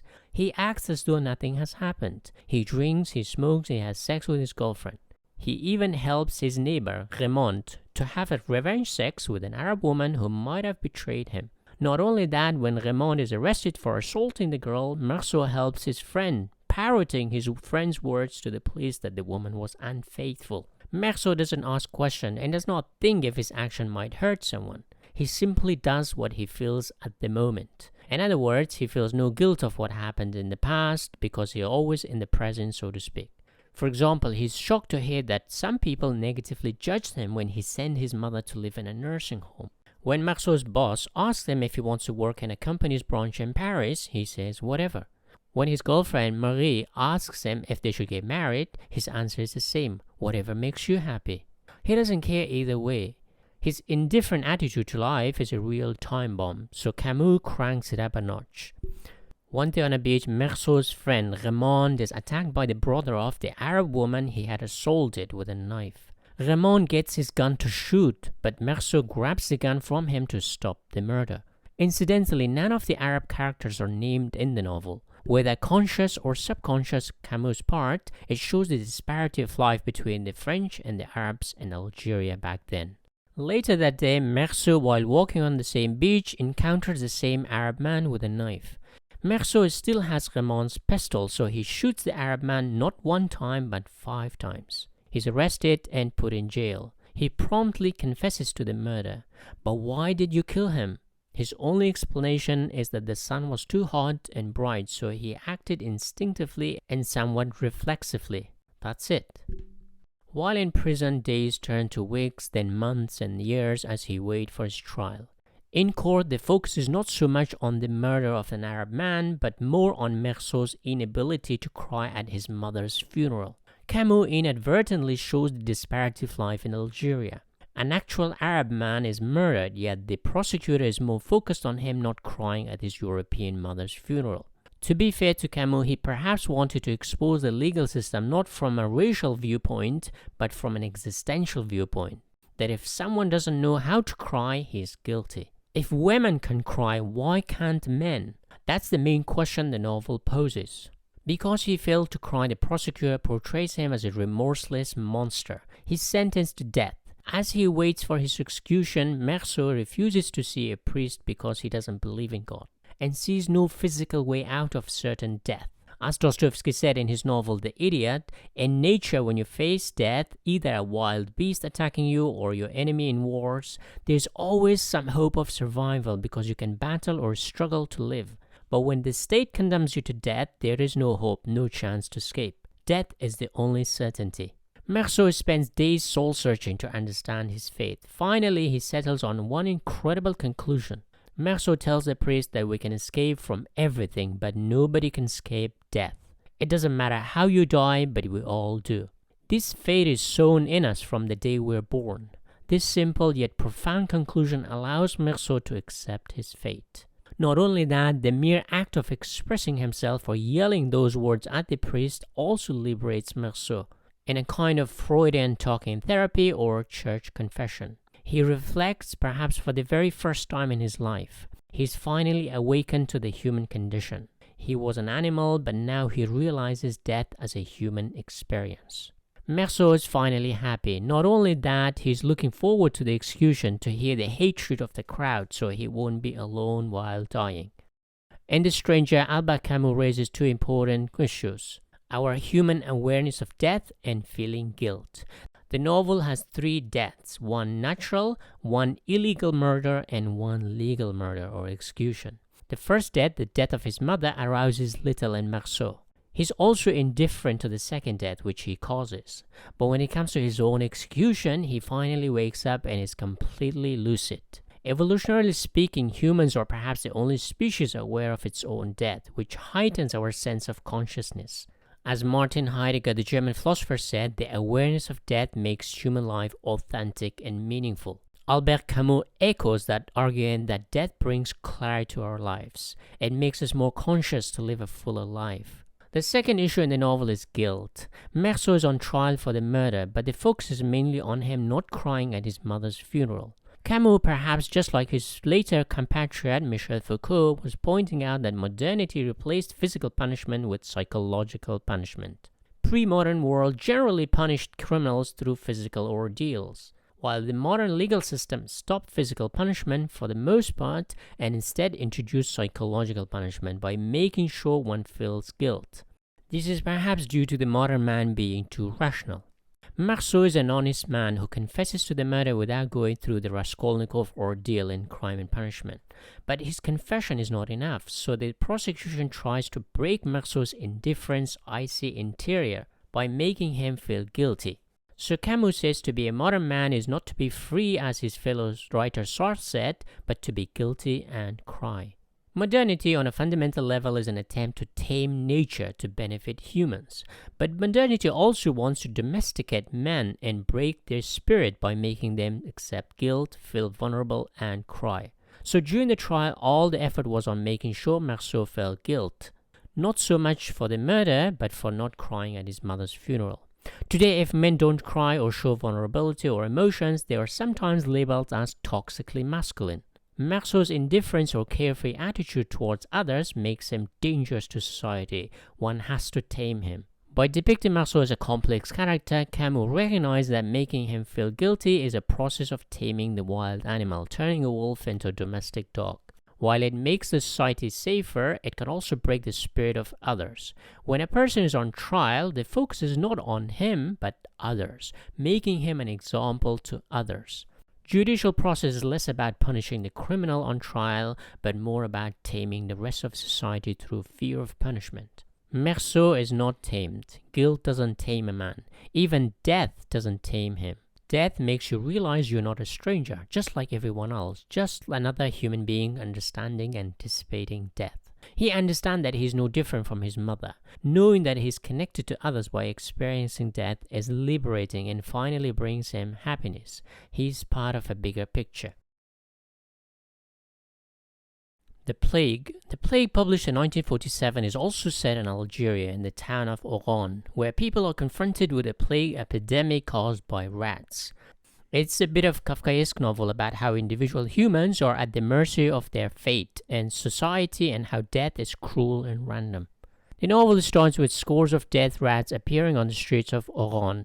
Then the first human death, and soon more deaths follow. There's panic, but the authorities try to downplay the seriousness of the situation. Once the death toll rises, the town gates are closed. Nobody can come in or get out, turning the city into a giant prison. How do people react? When life is good, everyone is good. When things go south, the real people come out. Some characters, like the doctor, genuinely try to help people, while the priest uses the opportunity to spread his religious belief by blaming people's sins for the plague. Criminals get rich by finding underground routes, smuggling people in and out of town. You throw a plague at them, and humans use the situation to benefit themselves. Except a journalist who is ironically a stranger, a visitor in town, so he tries to escape the city to see his wife. When he gets a chance to escape the fire, he cannot bring himself to see others suffer, while he can be free. He is the polar opposite of Meursault. He realized that his own happiness would be tainted if others aren't happy. So by him staying in town, Camus shows a glimpse of humanity, a light at the end of the tunnel kind of hope. As time passes, things get worse. People who try to flee town are shot dead. People are physically and psychologically exhausted. After almost a year, things improve, but the town has changed forever, and those who survived the plague are no longer the same people. In the play, Camus looks at the relationship between the individual and the collective. Is society a bunch of individuals, or are we connected on a deeper level? Can we be individually happy when we see others suffer? The novel is an allegory of the German occupation of France in the 1940s. Just like the danger of Nazism, when the town gets the news of the plague, first they ignore, but by the time they realize, it's too late. Germany has occupied France, and the plague has taken over the town of Oran. Individual French people could lead a happy life if they fled France or accepted or collaborated with the Germans. However, Camus says that individual happiness is somewhat shameful because of profoundly deeper connection between humans. Self-sacrifice is deeply embedded in nature. Parents sacrifice for their children, soldiers for their country. When life is peaceful, we forget this, but when we face a real trial, we rise up to the challenge and find that there is greater purpose than saving our own arse. At the beginning, the plague turned saints into sinners and sinners into saints, but as time passed, the cream rose to the top. Camus shows that we are not static human beings, but human becoming, as Nietzsche said. Our circumstance dictates a lot of what we are, but at the core we cannot be happy when we see others bleed. This only comes at the time of crisis. When peacetime, we bicker over petty things, but when there's a genuine social crisis, some rise up to become greater than themselves. The Fall. Published in 1956, The Fall is the last complete novel by Albert Camus. The story is a confession of a fallen judge, set not in warm Algeria, but in the cold of Paris and Amsterdam. Clémence is a lawyer in Paris. He is at the top of his game. He has got money, fame, and power. But one night, he witnesses a woman committing suicide by jumping into the river. He does nothing to stop or intervene. He goes home and forgets it. Days go by, then weeks, then months and years, but the incident has left a dent in him, a hole in his soul or being. Despite his best effort to forget it, he feels something inside. Every time there's a negative incident happening to him, he goes back to that night. A kind of superstition, like a cancer cell, grows inside him that all the negative things that happen to him can be attributed to his failure to do the right thing that night, helping the woman. It gets to the point that he questions himself. His whole life has been nothing but selfish. Every good deed he has done has been for his own selfishness. Not only that, he also wanted to inflict terrible things onto others. At least he thought about inflicting pain onto others. His shiny surface life hides a sinister, dark, hidden side where he's nothing but a terrible person, just like in Oscar Wilde's novel The Picture of Dorian Gray. Upon realization, his whole shiny castle of himself crumbles inside him. He stops working. Soon he can no longer keep it. Tolstoy said, "Disillusioned men join wars." He considers joining the French resistance against the Germans, but sees no point in that. He decides to flee Paris for London, but takes a bizarre Ceylonese route through North Africa where the issue of religion and God come into focus. But despite him concluding that God is truly dead and life is truly meaningless, he comes to a deeper realization that to be human in modern time is to be, you guessed it, guilty. Yes, a modern man is always condemned to be guilty. It's nothing to do with religion or God. It comes from within. That's where the novel ends. On the outside, he lived a successful life, but it was his own deeper psyche that turned against him, just like in Dostoevsky's Crime and Punishment. Raskolnikov's own inner torment forced him to confess that sealed his fate. The guilt of not saving the woman, our hero is forever condemned to feel guilty. You only get one chance in life. Such is the cruelty of existence. One mistake will follow you for the rest of your life, like some dark shadow at night. I think the novel shows Camus' own struggle with women. He was married but also had affairs which must have made him feel guilty. Nature has dealt men a bad but extremely horny card, 2 sacks producing millions of sperms daily. who want to get out, and once they're out, you have to deal with the consequences, the guilt that comes after. Here's a quote: "I simply took refuge among women. As you know, they don't really condemn any weaknesses. They would be more inclined to try to humiliate or disarm our strength. This is why woman is the reward, not of the warrior, but of the criminal. She is his harbor, his heaven. It's in a woman's bed that he's generally arrested. Is she not all that remains to us of earthly paradise?" In The Stranger, Camus' protagonist, Meursault, was guilty of killing someone, but also not for crying at his mother's funeral. But in The Fall, the protagonist is guilty not for his action, but for his inaction. So, to be or not to be, or to do or not to do, either way you're doomed. So not only we are guilty for what we do, we are also guilty for what we do not do. Now I'll discuss two of his most famous essays. The Myth of Sisyphus. The Myth of Sisyphus is a philosophical essay by Albert Camus published in 1942 in which he introduces his philosophy of absurdism. Sisyphus was a Greek titan who was condemned to push a boulder up a mountain. The boulder would fall down and he would have to go back down and push it up the mountain. A process he repeats forever without any hope of change or stop, showing the futility and absurdity of life. Absurdism simply means we humans seek meaning or purpose in life, but the universe has no answer for it. Since there is no meaning to be found outside, ending one's life is the only logical conclusion. If life has no meaning, then why live? But being human, the kind of creature we are not satisfied with the absurd. So according to Camus, we have three options. One, to find freedom by manufacturing hope, like Dostoevsky or Franz Kafka's novels. But this manufactured hope goes against the absurd, which is in essence negates future hope. The second option is to revolt and conquer power, wealth, or territory, but unfortunately they don't last very long. Just as you gain them, they can also be taken away. The third option is passion, to live a full life, but it too is temporary and fleeting. Camus' ultimate answer is to understand and accept the absurdity of life like Sisyphus. Every time he goes down to get the boulder, he understands the futility of his life, but he accepts it. He doesn't stop, but he pushes the boulder for eternity.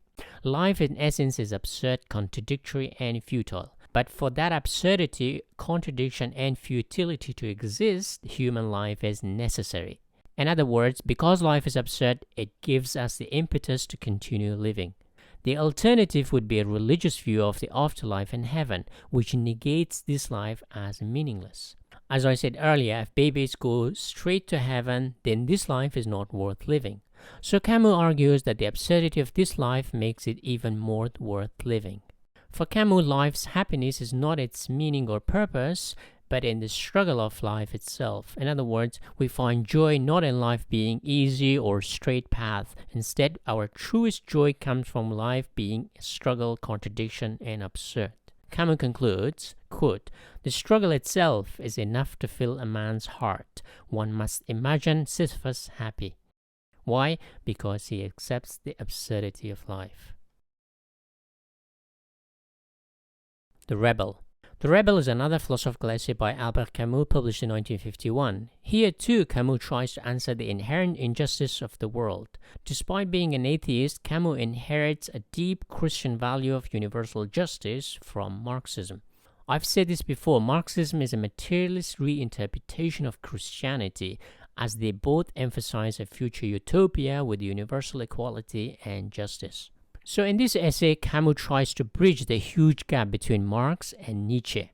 Marx argued that material inequality is the root cause of all social evils. So we must rebel to correct this by creating a just and equal society where everyone has equal share of the material resources. Nietzsche, however, argued, forget about injustice and inequality. We need a hierarchical society that allows geniuses to flourish and be creative. For Nietzsche, an egalitarian society punishes geniuses and stifles creativity. For Nietzsche, because nature is highly unjust, it allows creativity to flourish. Marx wanted to tame nature and society, and Nietzsche, however, wanted to celebrate wild creativity of nature and individual freedom. Towards the end of his life, Camus moved closer to Nietzsche as he was disillusioned with the Marxist revolution that suppressed freedom. But at the same time, he was deeply concerned about social injustice and inequality. He says, the true rebel is not the person who conforms to the orthodoxy of some revolutionary ideology, but a person who could say no to injustice. So Camus finally settled on reform as the best way of rebellion. In other words, Camus wants evolution, not revolution. Marxists, for the most part, failed to fully grasp human evolutionary biology. So to make a revolution successful, brute force was used to bend the human will with some disastrous consequences, killing and imprisoning millions. In other words, a Marxist revolution cannot succeed without a giant prison next door to send those who disagree.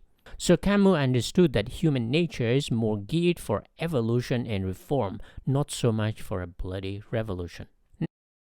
Albert Camus was torn between two divergent philosophies, the socialist philosophy of Karl Marx and the radical individualist philosophy of Friedrich Nietzsche. One heavily group-oriented, the other heavily individual. But what both German philosophers had in common was an active rebellion against the modern condition. Marx wanted a revolution against capitalism's inequality, while Nietzsche, on the other hand, wanted a rebellion against Western philosophical tradition of rationality, religion, and nihilism. These two rather opposing philosophies find themselves reconciled in Camus as he brings together the Nietzschean existentialist rebellion seeking purpose with the Marxian social rebellion seeking justice. The young Camus was more drawn to Marxism, but later he rejected revolution in favor of reform and became more Nietzschean in his philosophy. In his novel, The Stranger, Camus raises an important development in modern societies. Man's spirit of rebellion is broken through psychological infliction of guilt. To be human, one must cry. Throughout history, whenever an army conquered a place, they often killed all the men. Why? Because able-bodied men were dangerous to the new rulers. For the same reason, most people in jail are men, because men risk more to rebel or break the law. So modernity needs to tame men to conform, which kills men's creative energy as well as rebellious spirit. For Camus, our desire to be creative and find meaning in life goes hand in hand with our deep desire to fight injustice, inequality, repression. He saw an overlap between fighting for justice and being creative, both demanding a rebellious spirit which is getting crushed in the modern world. Camus says, I draw from the absurd three consequences: my revolt, my liberty, my passion. For Camus, human courage or heroism is a form of artistic rebellion seeking clarity. Life is not meant to be passive, so we must be active rebels who push boundaries. That's what he did through his writings. Albert Camus dedicated his life to writing novels and essays in an attempt to find a non-religious meaning. He finally settled on a simple idea. Life is not about finding meaning, but being content or even happy that it has no meaning. It's liberating to know that there is no grand purpose we have to adhere to or be bound by. He found his purpose in playing football, writing stories and essays, producing plays, inspiring others, and pushing boundaries of human intellect. It doesn't matter which destination you have in mind, it is the dedication that matters, the process, the work itself. Sisyphus does the most futile job in the world, pushing a boulder up a mountain, knowing that it will fall back down, but he takes the job on the chin and keeps pushing. A river water only turns into a bog or quagmire and starts stinking when it stops moving. So life is meant to be lived to the fullest. Push as hard as you can, and that should bring you joy and contentment. Because life itself is the biggest gift. Nothing else matters. If you have made it this far, well done. You're a philosophy legend. So let me summarize what we have learned here.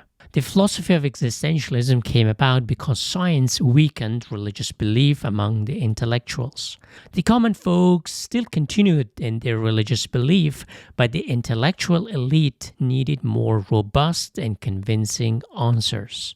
The first atheist philosopher to tackle the question of life was Arthur Schopenhauer, whose doctrine of will to life is a pretty strong contender to being one of the most profound philosophical breakthroughs in the West. This notion had existed in India for thousands of years, but the Western rational mind didn't think of it.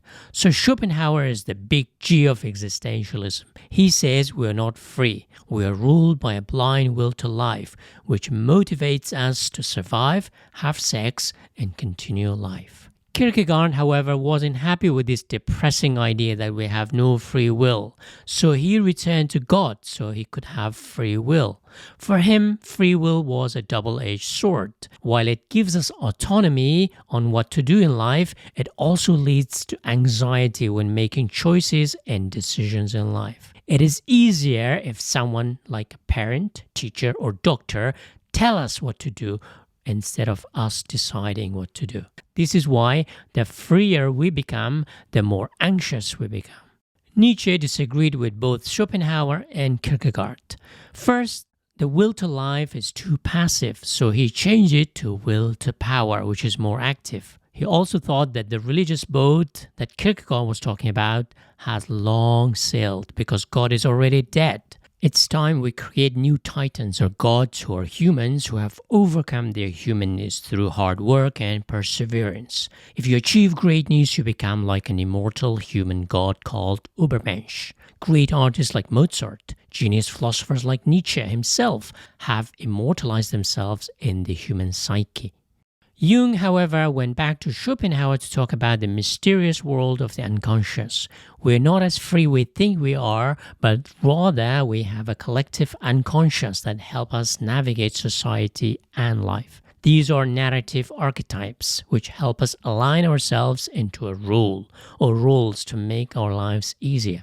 In other words, we are not our own beings, but we're shaped by thousands of years of narrative evolution, which complements our biological genetic evolution. So our biology is the hardware and archetypes are like pre-installed software. Sartre, however, rejected all that. He says that we are born without an essence, meaning there are no essential components of being inside us. We are born empty, and as we grow, we develop our sense of being. Sartre gives us more autonomy on what to do. But this autonomy comes with responsibility. So since we are condemned to be free, we are also condemned to be responsible. Whatever you paint on that empty slate, your life, you're responsible for it. Finally, Camus argues that there is no meaning in life. Not only that, there cannot be any meaning. So we are stuck between a rock and a hard place. We seek meaning, but it cannot be found. What shall we do? Just keep pushing the rock. In the interval, we may find joy. Work, be creative, keep your head down, and you will find moments of joy here and there. That's all we have. That's all we should ask. What is the meaning of life? The joy you get from work or after work. Do you know what gives me joy? Reading your comments that you enjoyed the video and sharing it with your friends and family. Thank you very much.